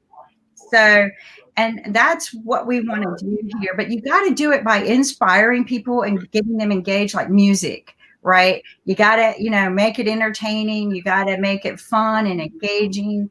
And that's what we're doing. Oh, Zach, I got something for you. I see. I saw that in the back. I was going to say, oh, wow. Yeah, my buddy. He's got his soul necklace on today. So he's got his soul on. But he's my Halloween buddy. So he calls me. So great Halloween buddy and everything. I was going to just mention something to Ken and everything at some point, and Kimberly may tell you how to reach her and everything. But I personally, and I think Zach would like it as well, but I know that you've got your show on your YouTube channel and the Chairman of the Board channel. But I think I can say, as being one of the producers here as well, that we would love to invite you to our family also. So, like I said, if you're available to do that, I'm sure that Kim would like that as well. So definitely, if you're able to bring it to us, she'll tell you how to get in touch with us, because we're always trying to recruit folks. What am I hearing? Oh, just if you want to unite and do some shows and broadcast them through, since how you've got something going anyway. If you just want to broadcast them internationally through us, you're more welcome to. My team, I would love for you guys to talk to my team. And thanks, Mark, for thinking of that, because I think it would be a great idea if you guys. I'd like to have a meeting if we can. Wouldn't it be great to be singing Carolina Girl in Africa? Oh, you know what? You're right. But it was something I was going to ask you. Do you guys have authors on your show? Oh, please. Yes. Yeah. So I'm going to tell you something. Since we're at the producers round. Are we at the producers round? Yes, we are. So we are looking at starting a book interviewing show. It will begin. We're balancing it, and we're looking at it starting after the elections, just because we literally can hear this. This is a great success story. March 7th, Ann Kid and I decided to go ahead and just start a TV show, one show on the network to share with the world what was going on. It's supposed to be 1 hour a day. It went to 4 with all of these subject matter experts beaming in from all over the world. Today, well, 12 weeks ago, we were only 15 TV shows airing. Today, we are 62 TV shows airing, adding new shows a week, and our goal is 100 by the holidays. But the reason I bring this up is that we're like this. So we've got a plan. We want to start the book show after the election. Okay. So line it up. If you've got a book that you're publishing. Well, it's not me. See, my doctor, and I'm not ashamed. I'm fighting cancer, and my doctor has written a book. He's well known here in South Carolina, and he's written some books and things like that. And I think he would be perfect for your show. He spoke on Congress, spoke to Congress. I think it was before the pandemic hit, and I think it'd be great to have him on the show. Oh, yes, absolutely. If you can bring him, we will. We have what we call Medical Fridays, which is a great time to bring doctors in, and they like to meet each other actually. And then we can do Wednesdays where we can open up occasionally if there's a book already out there. We want to kind of get people to know about it. We will do interviews on Wednesday, but absolutely, especially right now, talking about something other than COVID, talking about research of all, because that's some of the other doctors that we have that are beaming in and talking with us and sharing with us all the other problems in the world that we're ignoring right now. Yeah. My prayers to you, and hope that things are going positive. Are you being treated in South Carolina, or do you have other facilities? South Carolina. In fact, I go tomorrow, and then I'll see the doctor I was speaking to you about, my oncologist. I'll see him on Wednesday. But he's good for me. In fact, me and my wife, we eat at his house every so often. And he's a big fan. He's from India, and so I know he'll be great on your show. That's amazing, man. And I'm so sorry to hear you're dealing with some things, but prayer, you healed already because you're a warrior. But I just wanted to read one of the comments because I get a lot of comments on Facebook. And they said, Chairman of the board, yes. Haven't heard it in years. How they absorb that music into their soul. And these are people that will comment, and that's why I was looking at my phone, because I had people commenting on the post that they knew you were on. And I want everybody out there to know, we're going to rerun, the show with Ken at some point, on IBM.TV. You can always go there and find things out and look at past shows, because this show is significant for so many reasons. The connection that you and Kim have, the North Carolina connection, the connection that you and I have, the connection that Mark and you have, how, this thing that we're talking about now, touching on certain things in our lives because of COVID. So this is a very important, powerful piece of art going down right now. This particular journey this Sunday afternoon is powerful. I can feel it. I always get goose pimples when I know it's right. Kim will tell you, if I don't get goose pimples, it ain't right. But if I get them goose pimples, I'm telling you, she knows it's That's right. what I love about this is we all get them. We all get them. That's cool. I appreciate it. I'm sorry. Go ahead.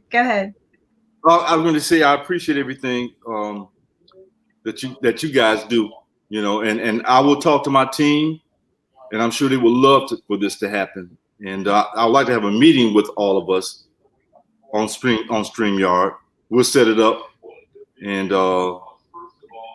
and take it from there. Absolutely.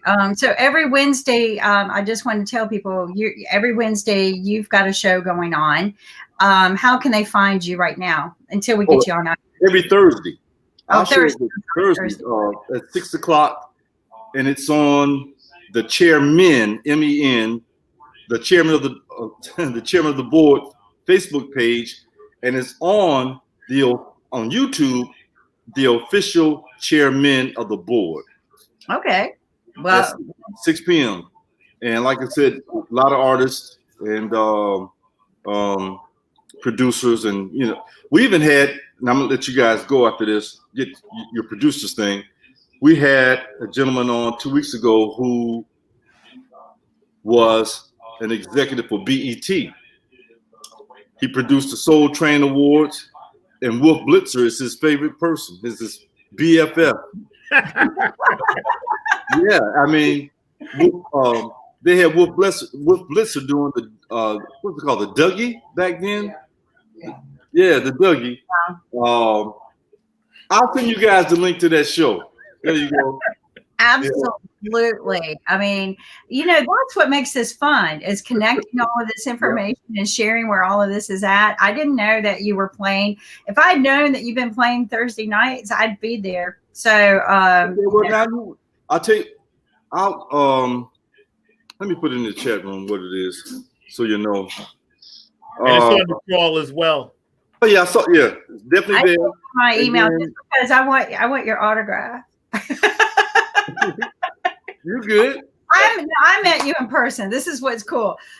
I met you in person. It's like one of those things of, wow, I get to meet you in person. So this is awesome. I never seen Jim blush before. I've never seen that either. Right. You all blushed up. Look at you. Right. Well, I mean, you guys have got to understand that I listened to him and danced to his music, and just swayed, and it brought that his music brings people together. Yeah, it does. It's a love story. Their music are love stories, and you just got to live it. There's not a beach place that I haven't gone to in the Carolinas that I haven't heard your music. Oh yeah. So I have one more important story about that. Okay. Go for it. So back in March, I received an email from a friend of mine that their daughter had just passed in New York. Oh, wow. She had gotten sick. Due to COVID, they couldn't let the people who brought her there, they couldn't let them in the hospital. She's from the Carolinas. And the last thing that she heard, because she didn't make it, her family played her Carolina Girls. That was her favorite song. And the mother played it, and I had promised the mother on Facebook that I would dedicate the rest of, our shows to her daughter. So, and on September 20th, we did a concert in Selma, North Carolina. I didn't know it, but the parents were there. They came into my merchandise person and said, my daughter loved them. And I didn't know this until the next day. So I tracked the lady down. I sent her a Carolina Diva mask. Oh. Sent the husband a Chairman of the Board t-shirt. But her sister or her other daughter says that, no, the mother told me this. And you never know who's watching you. They had been following us for years. And we were her daughter's favorite group. And it touched me because you never know who you touch. This girl lost her life. It wasn't It wasn't COVID, but because of COVID, well, she had a brain aneurysm. So, but all the mother could do was play her Carolina Girls, because that was her favorite song. So, yeah, man, you never know, and I promise them from here on out, that girl is at the top of our list when that song's being played. So that's deep story. I'm going to put her on my prayer list, because the reason why your story is breaking my heart is my son got stuck in New York when COVID shutdown happened, and I couldn't get him home. And he was there. He was supposed to be up there just for a short-term vacation, kind of maybe establish some business and then come back. No car, no means to get around. He has he's high risk. Oh wow! And we couldn't move him. And the depression, he didn't know anyone. His friends are on the other side. So where he had to lock down, he had to get a place. He lost all his money because no money coming in. It was sad, right? But he's fine. He's fine. But what you're sharing with me is every day I worried, what if he gets sick? And I can't get there to help him, because it wasn't just COVID I was worried about. It was all the other problems he has, right? Because his doctors were here. So, but we couldn't move him because it was too dangerous. You didn't know how far you could drive in a car, right? It's because of gas stations and stuff. So, so we made the choice of keeping him there. So your story touches me. I as a mother, my heart breaks for her. My heart breaks for her. Yeah, it broke my heart too, and especially broke my heart knowing that they were there at the concert, and I didn't know, but I did hear that for her other daughter, she FaceTime us playing. FaceTime, yeah. So yeah, we'll get together, guys. It's good music. Huh? You got good music. It's music that you just want to, honestly, if I die, I want that song played at my funeral. I really do. I mean, I do. Please don't take that morbidly, but it's a song that I wouldn't mind being passed with. It's an honor, every day that I get an email or a Facebook message with people telling me they grew up on us and they love what we do and to continue doing what we're doing. That's worth more than money to me. That fuels me. And I'm not being morbid saying about what I have, because you know what? You can't tell I'm sick, can you? No, you can't tell that you're sick. You can't that's what keeps me going. And like I said, I've got good doctors, and I'm doing what they tell me to do. And have a good wife. Just said something. Family. I heard that. She takes care of me. Hi, Mrs. Knox. I heard that. She said, "Hey." Oh, she ought to just go to show her face and everything and let us see her pretty face and everything. I won't see your face. She said, "Not today." Understood. I do understand. Ken, one of the things you said, and I know you got to get ready to jump off very shortly, but before Kim joined us and everything, you and Zack talked about it, and I'd love for you to reiterate the importance of the music to unifying the world, because definitely you talked about that, and I definitely know that your music is all about unity, and that's part of what we try to do here on a regular basis on IBM.TV. So I'd love if you could reiterate once again about the importance of music to unifying the world. Wow. Honestly, when you're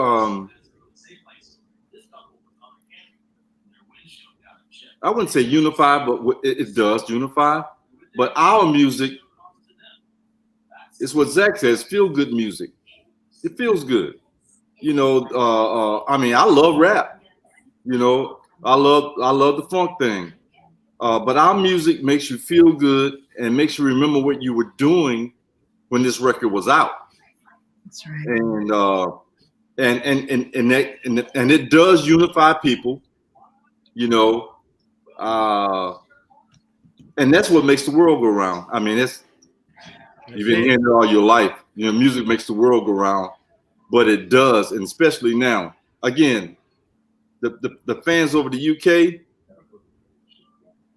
they're in the worse shape than we are, and they're trying to get us back over there. But I'm saying to myself, not until but until then, keep listening to us. But Mark, I mean, music does unify, and we've been very fortunate to have a fan base and the right music, like Patches. And everybody in the world loves that song, and across the pond they love that song. Give Me Just a Little More Time. They even know about Carolina Girls over there. It's been played over there. Down at the Beach Club. I mean, they look and see what the jocks are playing here, and they incorporate it into their stuff over there. But I meet a lot of people. I travel about 85% of the time before COVID, and touring, speaking to minorities about how to become entrepreneurs, and I meet people from all over the world. I'm so blessed. But it caught my attention one time that a young man from, I think, Russia, and then another one from another country. And when they met me and they found out I was from Carolina, they started singing Carolina Girl. Oh, come on. I'm not kidding you. Young people in their 20s. Wow. Young people in their 20s, and they were not from this country, right? Their language was, and actually there was another guy from Italy, and they were singing it. Yes, they were there. Yeah, that's so incredible. So I just wanted to share. I didn't want to forget that. Okay. That touched my heart. I'm like, wow, that song has gone around the world, and it still goes, right? Well, Zack said global, so I mean, baby. Here's another thing, what happens is there's so many McDonald's commercials using "Give Me Just a Little More Time" around the world. Oh yeah. Yeah, so that helps a lot too. Hey, but guys, thanks so much. And thank you, man. I'll be in touch. All right, Zach. Take care. You got my email. Yep, I got it right. Kim at IBM.TV. That's it. Thanks, Mark, for hooking it up. Good to meet you, Kim. Take care, Ken. All right. See you guys later. Enjoy the rest of your day. You too. All right. See you. That's like crazy cool. That's like, for me, I'm like, this guy. I've never seen Kim look this excited as she is looking right now. Like I said, she is blushing. She's totally blushing. And she is definitely still blushing. Still just like excited to meet one of her folks that she admires and all of that. So that is definitely great. You have no idea the way, I grew up with, that's what we danced with. That's, you fall in love dancing and playing that music at the beach. I'm a beach girl. As much as I can get there, I am there. And those songs are played all day long, everywhere. I mean, he is a legend. Yeah. Here. Yeah.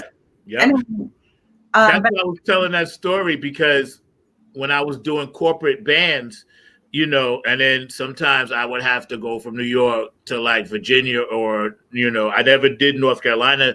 I did some stuff here, but not a lot. But I was working with Kim Sazi and Richie Sazi corporate band. But then I was working with Deanna Jones Orchestra, who was from Queens, but was based out of North Carolina, before they moved to Florida a couple of years ago. And they sent me a list, and I kid you not, it was like 100 songs, just all beach music. And I knew chairman of the board. I knew, but I had to rethink about this style and this thing that was like beach music, because when you're not in it, you don't understand it. Right. But then when you're in it, and I saw literally hundreds of people at Virginia Beach doing this whole beach thing, and I couldn't believe people bringing blankets, bringing their sitting folding chairs. And I was like, this is a phenomenon thing here. It's like bigger than the music itself. And I started to understand the difference, because coming from New York, unless you live in the South, you don't understand the different culture differences, not bad or good, just the difference. And I started to really understand where the heart, and I'm not talking pop, hip hop, rap, but where the heart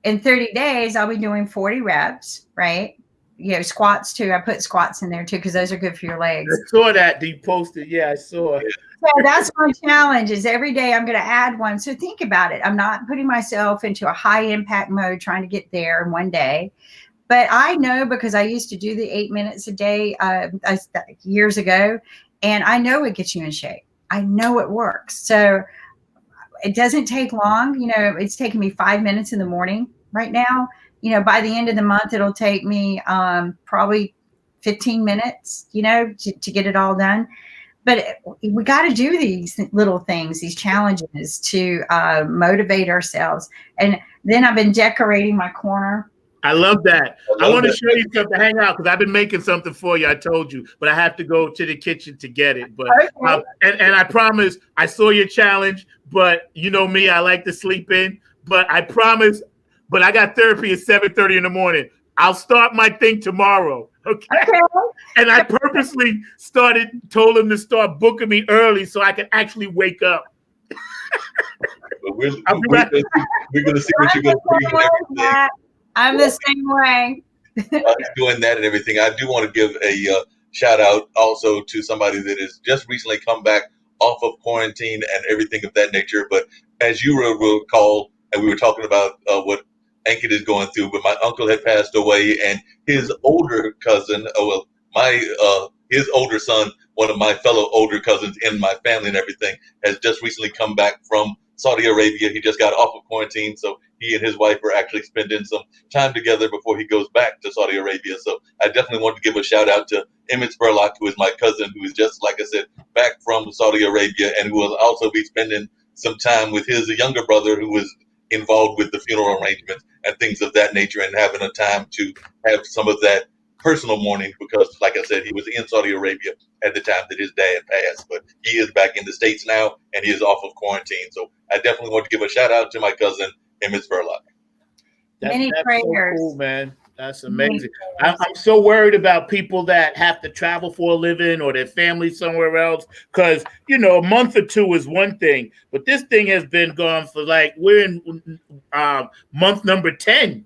So a lot of people, a lot of families, they could be healthy, but they're nowhere near each other. And like we were saying earlier, that psychological thing, you know, I can't imagine, because I know people that I'm trying to get to that I can't get to, and it's not even for music. It's just because that's where I would be going. I'd try to get to, you know, see my cousins in Virginia, my family there, and I can't go. And it's like, I'm like, oh man. But Kim, I'm building this for you. I'm gonna try to make it so it doesn't tip. And I told you a long time ago I was gonna build this thing for you where it's your own alien collection, right? But I'm not quite done, because I have to kind of do it and keep everything in place. But I didn't forget. I want you to know I'm building your own little birdhouse alien thing just for you. And I told you that's why I needed your address, because I was going to send it to you. But I said, hey, we can meet for coffee, and I was going to give it to you then. But I just got to finish it. I got to make it so it stays, because I have this certain way that I do it.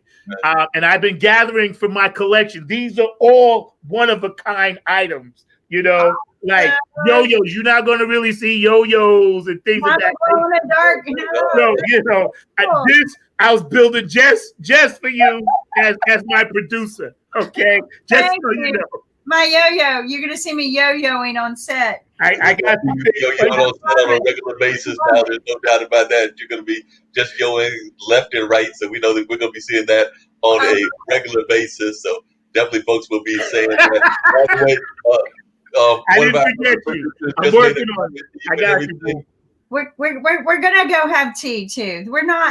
This isn't over, right? We're going to get together. We're going to have that tea, and we're going to be able to do things. You know, we just have to, if you watch the movie 93 Days, we just have to be patient. Yeah. We have to work together, be a team, and get control over it. The doctors are finding treatments for this, right? Dr. Moskowitz has a 100% success rate with his patients and himself with his treatments. No vaccine treatments. So you know, and Absolutely, Dr. no doubt about that. Seuss, By the way, I do have to tease Zach though, because one of our other main producers, Gwen Bond, was just saying that Zach has got a whole alien merchandise line going on. So it's like he started his own business, alien merchandise line. we're gonna start the number 9. We're gonna start the number 9 store. Hey, I'm working on that. That's part of the whole nappy head collection. I'm There not you really tipping too much of what I'm doing, but I am in the process of with having stuff done. The nappy wear, the shirts, the hats, the whole 9. I'm actually working behind the scenes, like I told Kim privately. So I'm not tipping too many things just yet. Again, everything is geared towards 2021. That's right. Because, like you just said, Kim, we just gotta relax. It's hard as hell, but we gotta relax. Just you know what? Enjoy the fact that we got a second moon this month. yeah. 15 moons in this year. Maybe that's the reason why we had bad luck. But let's move it into the positive. We've got 2 moons this month that are full. We can bring some creativity and close this year out with confirmation. Yeah. This year out with a confirmation and stand on our convictions that we're gonna go into 2021 with a new attitude, with positive, and it's gonna be changed, but we're gonna live with it. Yeah. And we're going to make it happen, right? And we're gonna but here's the thing, we're united. At IBM TV, think about all the people we have gotten to know, all of the people I got to see Ken. Think about all of the people, though, all of them. I got to know you guys. We're friends. I got an alien buddy, and we get to know each other now. I wouldn't have had this if it wasn't for COVID. Yeah. No, that's very true. I got to agree with you on that, because there are a number of folks that I have met through this network and everything that I would not have met otherwise, yourself included, Kim. Definitely, I've known Zach for a while, even before, but definitely we got a chance to bring our knowledge to the network and things of that nature and our connections. But we've also met folks. I know earlier that you were talking about that we might be getting another Chinese show, because we actually do have one that exists. We have Vivian's China, which you didn't mention, but we do have Vivian's China, and I would not have known Vivian. I would not have known Alexandria. I wouldn't have known those guys from over in the Northwest that do Talking Upstream later on this afternoon. So you're right. We got to meet a lot of great folks through this network, but definitely have not known Sasha. So definitely it's been a great honor to get to meet a lot of these very interesting people through the network, and also bring on some interesting people through the network as well, because I know that we've been doing a great job of that. Like I said, Zach has brought some amazing guests on the show, like some of that funk royalty that he brings us on a regular basis. Tell me about it.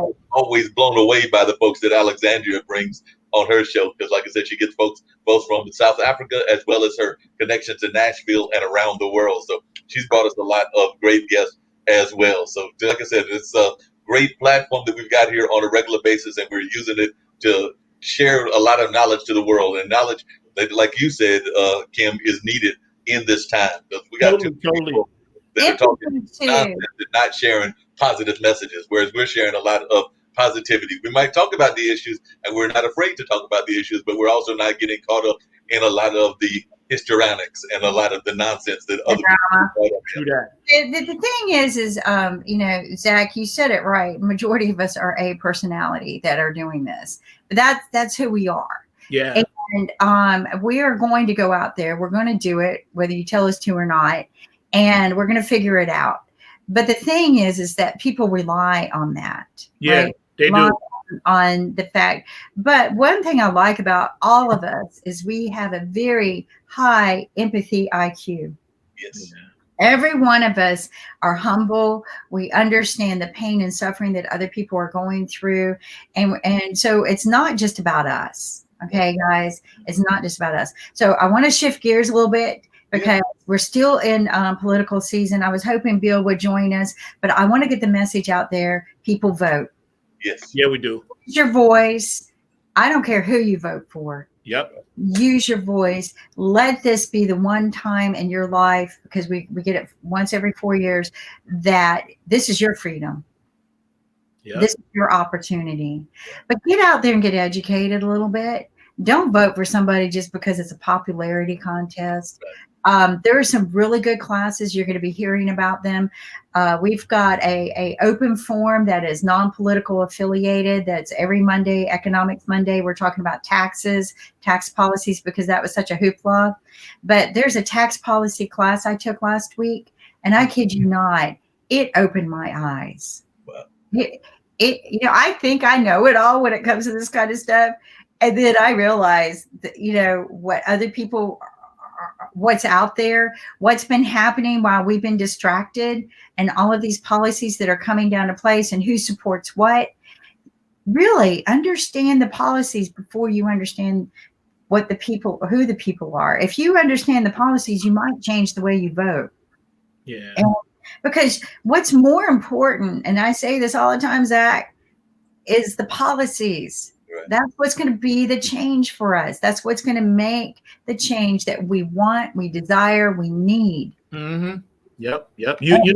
Everything that we were talking about this earlier when I first came aboard, but I'm sure this is just who you are. You're about change. You're a doer. Some people are talkers. Some people are sitting on the sideline people. Some people want to sit in the stands, but you're actually always on the playing field, Kim. And I applaud you for that, because you're a powerful woman in a man's game, so to speak. Even though, no, for real, I see it. I don't say much, but I see how the world is because I'm a man. But I applaud, and it's not just because I have daughters. I say this all the time. I could have no kids, 10 kids. It doesn't matter. Women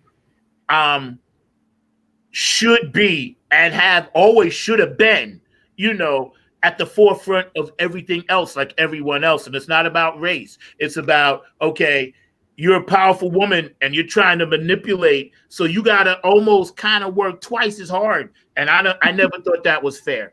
And I'm going to say it. And, I'm just saying it like it is. And I applaud you for that. But one thing I always remember that you say that's stuck in my head is about the policies. That's what I'm talking about, how to affect and evoke change. And I think we can get more people to understand that. Maybe we can get some things done. Well, because here's what happens that I learned in my career and journey, and it was an eye-opener, is that justice is not about justice, right? It's about whoever's there making the laws. The laws are all made, Nick's going to kill me. The laws are all made with loopholes, all right? And those loopholes are designed so that the judge can flip the decisions the way he feels to flip them that day. So there's nothing consistent about justice, right? What might be one way for one person one day is going to be different for another person the next day. And some people say that's good, but I don't think so, because I think that's where prejudice comes in, right? So if somebody's prejudiced against people, they can play that law a certain way. Now, one of the things I've watched over the years that has highly irritated me is what I call that they grease the squeaky wheel. So they go, okay, we'll write a law for you. Yeah. But there's nothing written in that law that enforces it. Yep. All right. We wrote a law. We placated you. And everybody walks away going, they wrote a law. We got a law. The law doesn't do anything. So we have to unite together. We have to write our own laws. Okay. And we're going to have to go up there together, and we have to make the change. The people have to make the change. We have to stop relying on our leaders. We have to start taking the responsibility to say what is right for us, because right now they haven't. That's right. And you know what's funny? And two quick things, because I'm like just thinking about all this stuff. When I was going to college, right, I had to take a course, economics, whatever. I don't know what it was, micro, whatever. But I asked the professor, I said, why is the tax code so big? And he said, when they first started it, it was like that. And he said, most people don't realize, and you know this, Kim, most people don't realize you can buy into write something if you want. And my professor told all of us in class, he said, for instance, if you wanted to have a street named Zack Roberson, all you got to do is buy a line in the tax code. And he said, that's as simple as that. You pay for that. And he said, over the years, it's gotten like that, right? But I couldn't fathom that in my head, because I was like, you mean it's just as simple as that? You know what I call that tax code that's like this big now?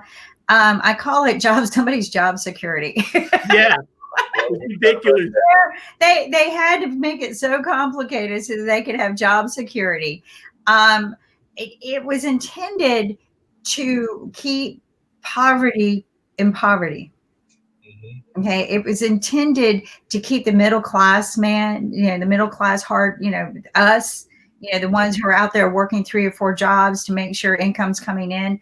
It was intended to keep us enslaved. Yeah. Okay, I'm just telling you the truth. Yeah. It was not intended to give you an opportunity because it's too complicated. Yes. Okay, it's way too complicated. Just like Trump said, Americans are too stupid to use it. No, Trump, we're not too stupid. The sad part is the benefits you're using, we don't qualify for. Yeah. The tax code is not written that way. Yeah. You qualify for it. We don't. But by the way, you've been in office for 4 years. You promised that you were going to make things for us equal, and you haven't. Why? Because we're too stupid. So I'm frustrated over that because people believed in something. They're hardworking. We're stretched too thin as it is at this layer, right? We take care of the people that are poverty, and we feed the rich. Yep. We're stretched too thin. The tax laws are horrible. The new policies that the Republicans, I'm just going to say, I read the book. Okay. I took the class and I pointed this out. What the Republicans want to do will not benefit any of the middle class people. But what I will say is what the Democrats want to do. Like if you are wanting to buy a new house, okay, first time homeowners are going to get a tax rebate of $15,000. Wow, that's a huge incentive to go out and save your money and buy a house. The student debt is going to be reduced by $25,000. Yeah, I saw that. Yeah. Okay, so there are so many things, but hear me out on the difference between the two policies. The Democrat policy plan is to incentivize, and this is something that these guys who taught the class didn't catch. It's intended to incentivize circulation of money. It's intended to encourage you to save and spend. Right. Okay. And I know that sounds stupid. Save and spend. Yeah. It's encouraging you to save your money to buy the bigger things in life you want. Right. Need and to pay off your debts. But it's there, but the top 1% don't want you to have that. No, they don't want and you there's to nothing, and I'm going to tell you what, with the Democrat policies, it did not lower the bar for the rich people. There was not anything in there that really lowered the bar on the rich people. All it did was give relief to the middle class. Yeah. So, and it raised the bar and gave some relief for poverty, because when you relieve the middle class man, you actually relieve the weight on the poverty. Yeah. People can't see that, but get out there and vote. Learn. This is what I tell people. Learn for yourself. Don't just trust me. But by God, don't trust the media right now. Please don't trust the media, because they're filling you full of the idealisms that they want you to vote for. Yeah. And, there's no reason why you can't go. That class I took was the most comprehensive tax policy class. Mm-hmm. And it's free. I'm going to be posting. I don't have the link right now, but I'm going to be posting it. I'm just going to tell people it was an hour out of my time. Big whoop, right? I could have, instead of watching some TV show, I watched that, and I worked at the same time and watched it. And that's what I was going to mention too, and I wanted to get 2 quick points in. They have this, and everybody should see this. In North Carolina. So you get a chance, and you can go to your electoral board. You can go everywhere and find this for all everybody watching in North Carolina. Just so you know, read up on the candidates. Don't just vote for certain people simply because they're in the party, but you have to read up. And the thing that I try to do, that's why, Mark could tell you every other day I'm asking him, when can we early vote? When can we early vote, right? And I just do it to annoy him, but I do ask him, right? Only because I didn't want to vote by mail early and not read up on everything. Like you said, certain policies that we have to put in place, these are going to affect your kids, Kim, Mark's nephews, my daughters. They're going to affect us. So we got to be really sure this time to get it right. We cannot blow this one. And another thing, which is funny, last week I was watching Saturday Night Live on YouTube, the highlights, and Chris Rock, I love him, was on there, right? He said, whoever wins, this should be the last president we ever have. We should go to a completely, he was funny. He said, we should, and I agree with him, we should go to a completely different system. He said, because the whole thing, Congress, Senate, this, that, Republicans, Democrats, none of that has worked. You know, maybe it used to, but it don't work. I've been saying that for 2 years, 3 years now. We need to get rid of the system we have. We don't need one president anymore. We need a president for each kind of situation. Yes. Right? Needs to be run like this country needs to be ran like a company now. And that to me is a matrix of people, not and they go, oh, we have a Senate and we have a Congress. No, that doesn't work anymore. And that was supposed to be what we were supposed to get, because that was the thought process behind this particular gentleman. But some of us just knew better. But if it's like you said, Kim, and this is important, this is why I'm so passionate about it. We really don't need one person. Can't do this now. This is not, you know, we got like, it's not 13 colonies, you know, where George Washington could be like, oh, it's only 13 of y'all. It's like, you know, 49 and 50 count Puerto Rico as a territory. So we need certain things. There's no way California can be governed like, say, Texas. There's no way Texas can be governed like, say, New York. There's no way Michigan can be governed like North and South Carolina. You know, that certain things on a national level got to be fixed, because there's no way one person can do this job. It just can't be done. Can't be done. Yeah, you're so right. By the way, Kim, I was sharing the website that you gave, so scroll down too, so they can see the link that you click on. So if you scroll down, you'll see that. And again, guys, these are the free rich man classes. Okay, these are rich man classes, and it's free. Take them. This is why I told somebody, watch the people who get rich. Learn from them. But these people are giving you free seminars on what the tax policies are. And here's where they start out. This is not a non-political. We are not here about the politics of this. We are here to share with you what each policy is, what it means, and how it plays out. And I highly, 1 hour of your time is not going to kill you to learn something so powerful. But I get it, Zach, you're absolutely right. We need to change how we rule this country. But one of the problems I have with our country is the laws are different in every state. Yeah. We gotta stop that. Okay, if we're in the United States for a reason. And I hate the law where they say, okay, state, you have your state law. If you want to appeal it, then federal law trumps state law. Well, why bother having the state law? Right, exactly. Why have that appeal process? Why can't I just have the federal law? So, and kid you not, the process is designed to wear the victims down. Yes, it is not designed to wear the crooks down. Okay, it is designed, and the crooks. I'm going to be honest with you. The crooks are our government. They're the most organized crime. And you know what? I know they're going to come after me after this. No, me too. But it's good. But the thing is that they do everything right now to hinder us. And there are a few good people. Okay, there are a few good people, and I think a few good people have been corrupted. They had to compromise their positions and their convictions in order to get other things done. And I don't think our system should be like that. I think our system should be like a whiteboard, and we go, this is the problem we have. We're not going home until we fix it.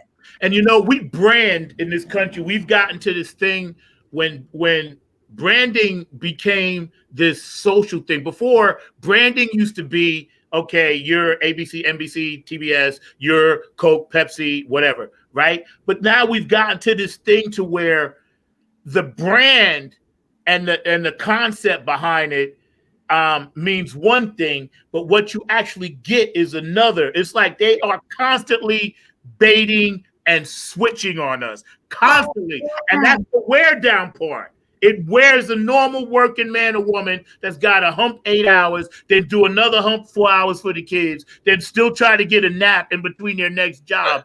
It just totally the bait and switch, because every minute now there's a bait and switch. It used to be like, okay, well, 4 years from now it's going to be this. But now it's like every 5 minutes, oh, no, it's not that, it's this. And I was talking to somebody about this the other day, right? I just started driving Uber again. Lord knows I don't want to be out there, but I got to make money. So the guy and I was talking, come from 2 different walks of life, but we both said the same thing. Whatever it is, it ain't working. Right. You know?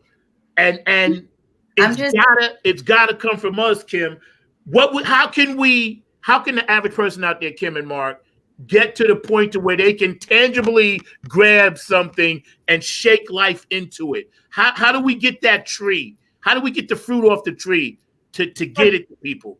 So one thing you just said very earlier. Educate.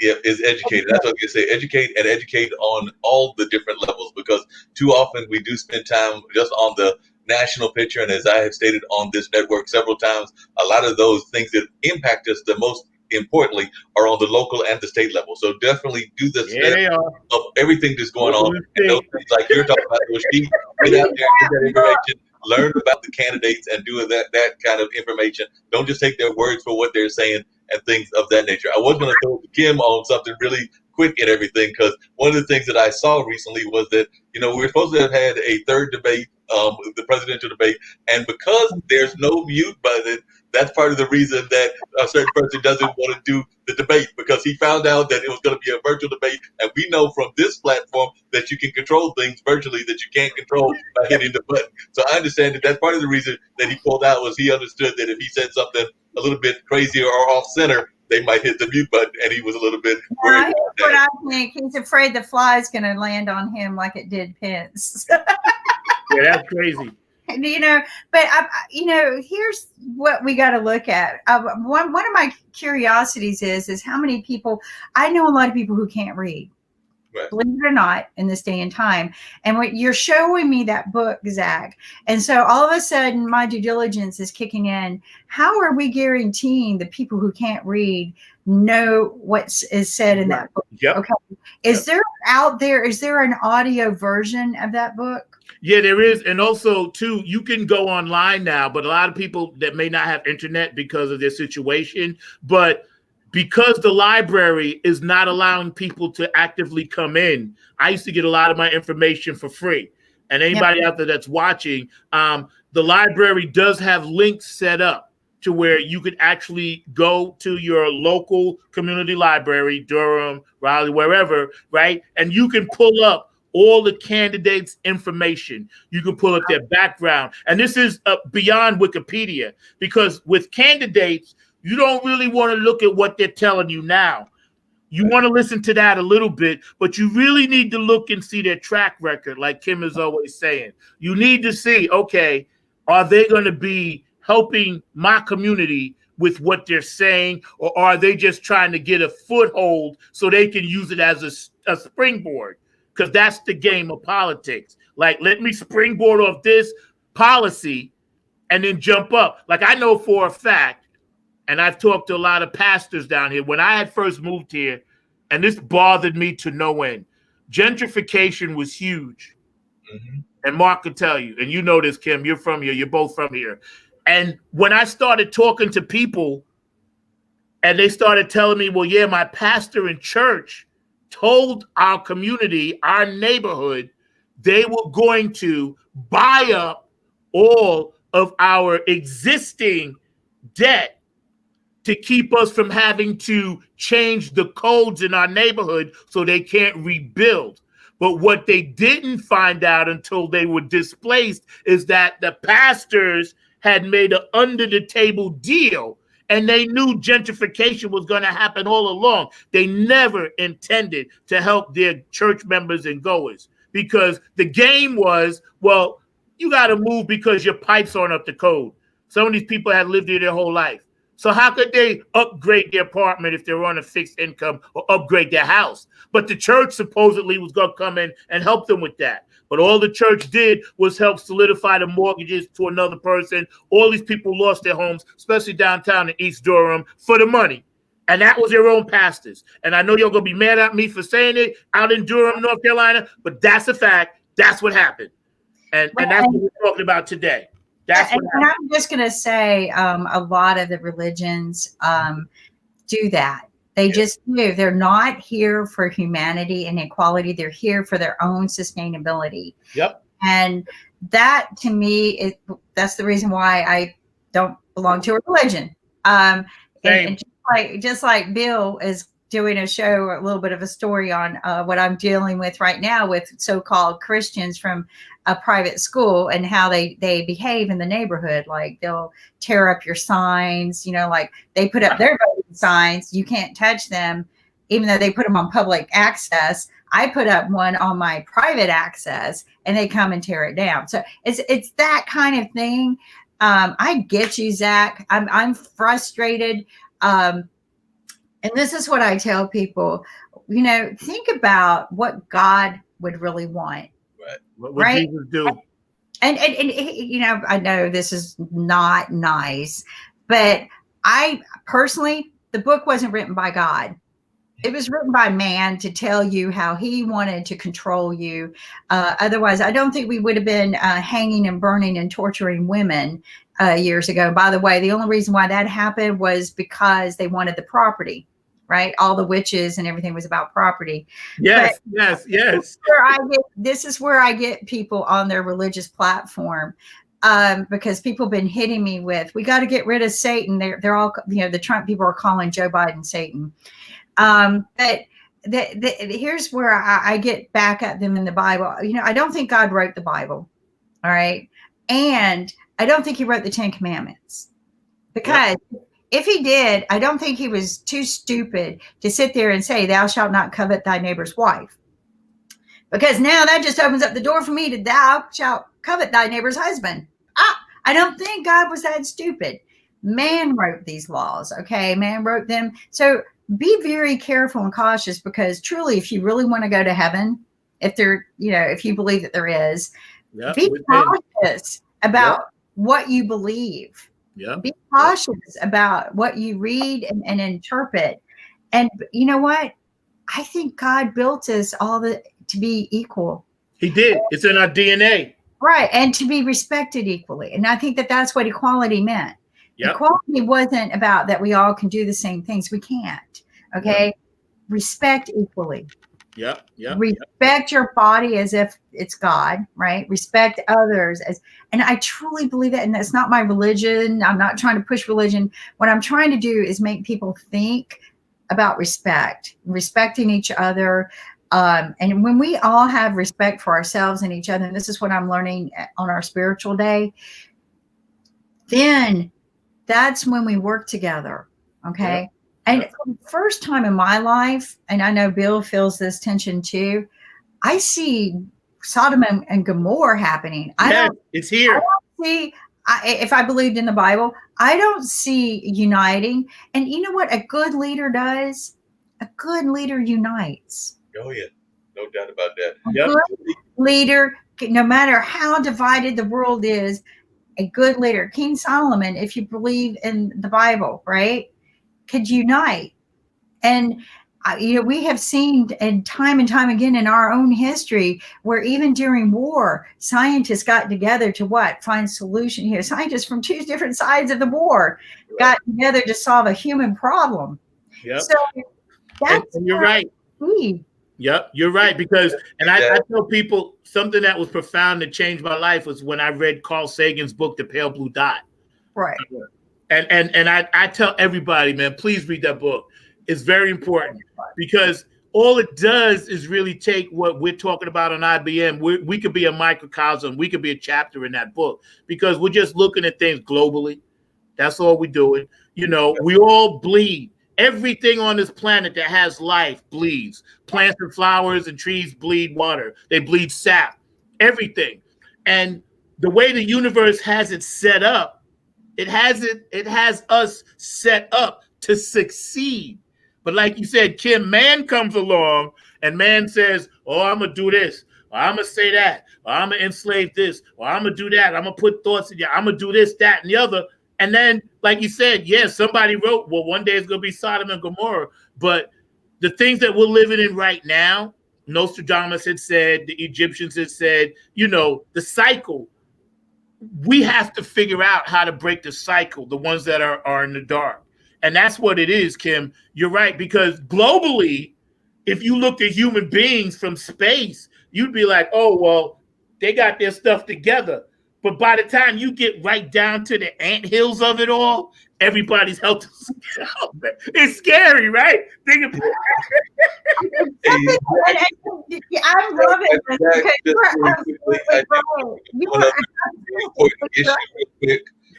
Just before we get ready to wrap up, and I do want to play some of the commercials or spots of some of our other shows. But before we get ready to do that, there's a very important issue that I know touches on you, touches on Kim, and I think they had a day recently. So I would love if you would also address a little bit about the importance of our mental health and things of that nature, because I know you brought it up on Funk from the front seat, but I'd love to hear you reflect on that as well, because I do think that a lot of times we don't pay enough attention to that aspect of our lives. We pay attention to the spiritual aspect, which y'all have explored a little bit, and definitely to our physical exercise, but we don't do enough with our mental. So I'd love to hear you talk a little bit about that, and you also, Kim. Go, Zach. Well, again, and I'm not ashamed to say I have suffered from depression. I understand it. I have it under control. I was not afraid to go reach out and talk to somebody. I'm not ashamed to say anybody that suffers from depression, or you think you know somebody that does, it's a quiet kind of thing. It's a personal thing. And people always feel ashamed, or they feel self-doubt, or there's an esteem thing happening in someone sometimes, and this is just me personally, where you feel like nobody's really going to understand. But I'm here and I'm looking straight to camera to tell everybody out there are people that understand. There are plenty of people in place to help you. Do not ever be afraid if you feel a certain kind of way, especially if you feel suicidal or anything, to reach out to one of your friends. There's been times when I call my friends, and I've said this on air many times, 2, 3 o'clock in the morning, because I just couldn't get it together. But they was there on the other end. And I'm telling everybody, somebody at IBM will always be here to talk about that. Mental illness is a real thing. It's not a stigma. It's nothing to be laughed at. People have certain pressures in their lives that will trigger certain things. And if you know somebody and you know you're close with them and you see them and they're in some kind of way, don't be afraid to ask them, hey, how you doing? How you feeling? Can I help you with something? And let me tell you something. It's never about money. The problem is sometimes you don't have enough of it, but the issue is you have to understand how to deal with present situations. Some people handle them better than others. I'm here to tell you, reach out. I'm glad I did. For many years, I talked to a therapist. I am not ashamed to say it. I have two, a woman and a man, and they help me get through things that my energy at this time of my life can't handle. And I'm able to deal with it. And this outlet, I'm able to share that with others. And I just want people to know that we love you. There's always going to be somebody that loves you. Please reach out and know that it's important. Reach out to your community as well. Reach out to us. And Zach, you couldn't have said it any better. I always tell people your brain is your biggest muscle. And, why not apply fitness and maintenance to it as well? I used to, my family used to tell me, don't go see a psychiatrist because people you think you're crazy. And I teach my kids, go see a psychiatrist, otherwise you will be crazy. Yeah. So there's nothing wrong with talking with someone who can walk you through your problems, because it's just like a garden, right? You got to take care of that garden.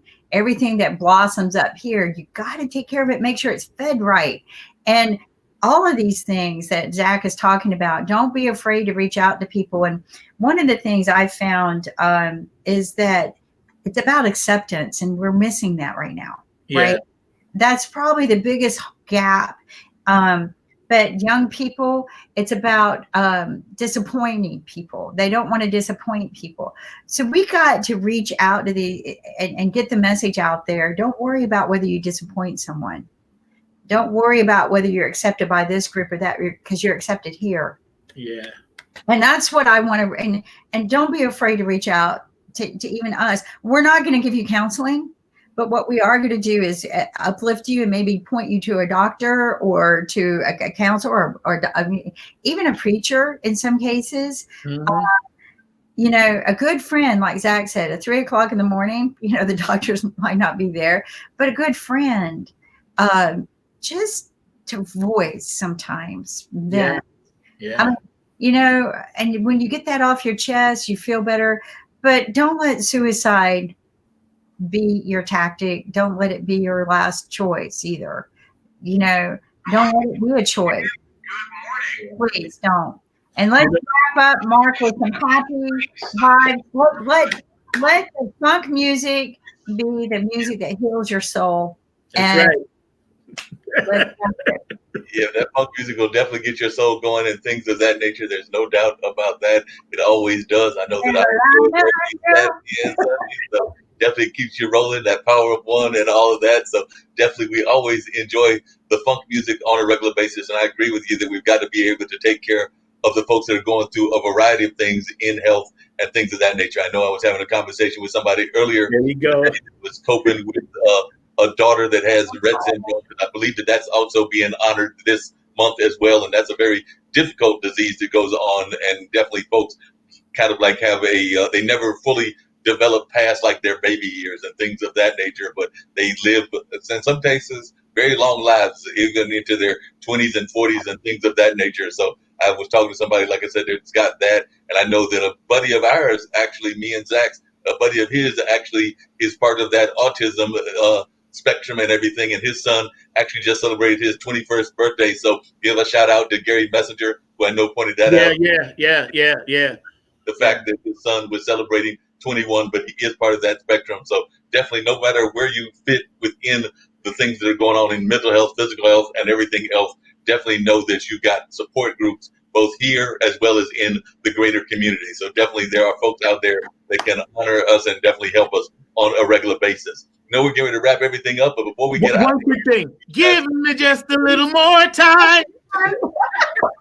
We've got some great shows going on and everything, and I do want to let folks know about those. So I'm going to put on one of me and Kim's favorite shows, which is, of course, the other Zach in the family, and that's the Talking Upstream people. So I'm going to let folks check out what they've got coming on, because they will be on at 4:30 doing whiteboarding, which I know Kim is a big fan of. So they'll be whiteboarding various shows, and of course we've got Alexandria coming on at about the 3 o'clock hour, and she'll be doing all kinds of great things as well. But right now, I'm going to put on the spot for Talking Upstream, and y'all can see what they are all about.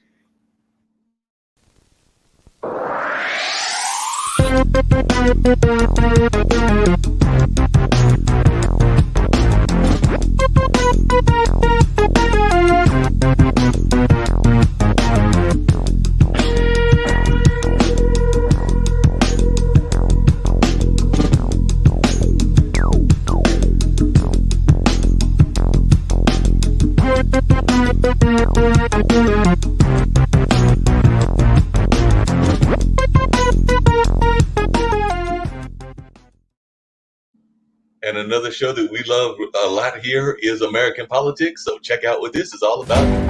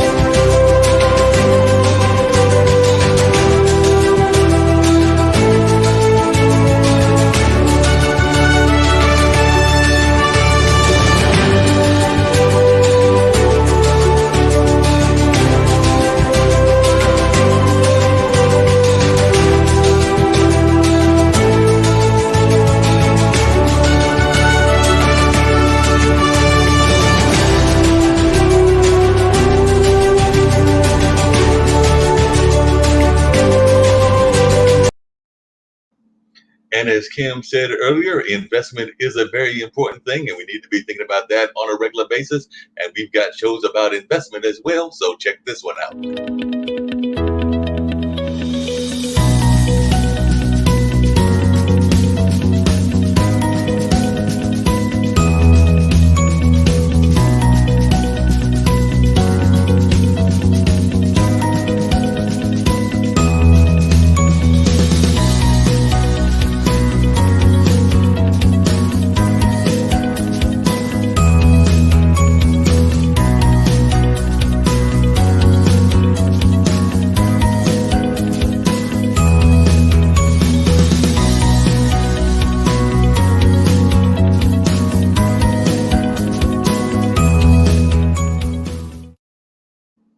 And last but not least, we're going to check out our ambassador, because our ambassador oftentimes comes on and tells us what we should be doing in this age of COVID. And then right after that, I'll get this old airplane to get us all out of here.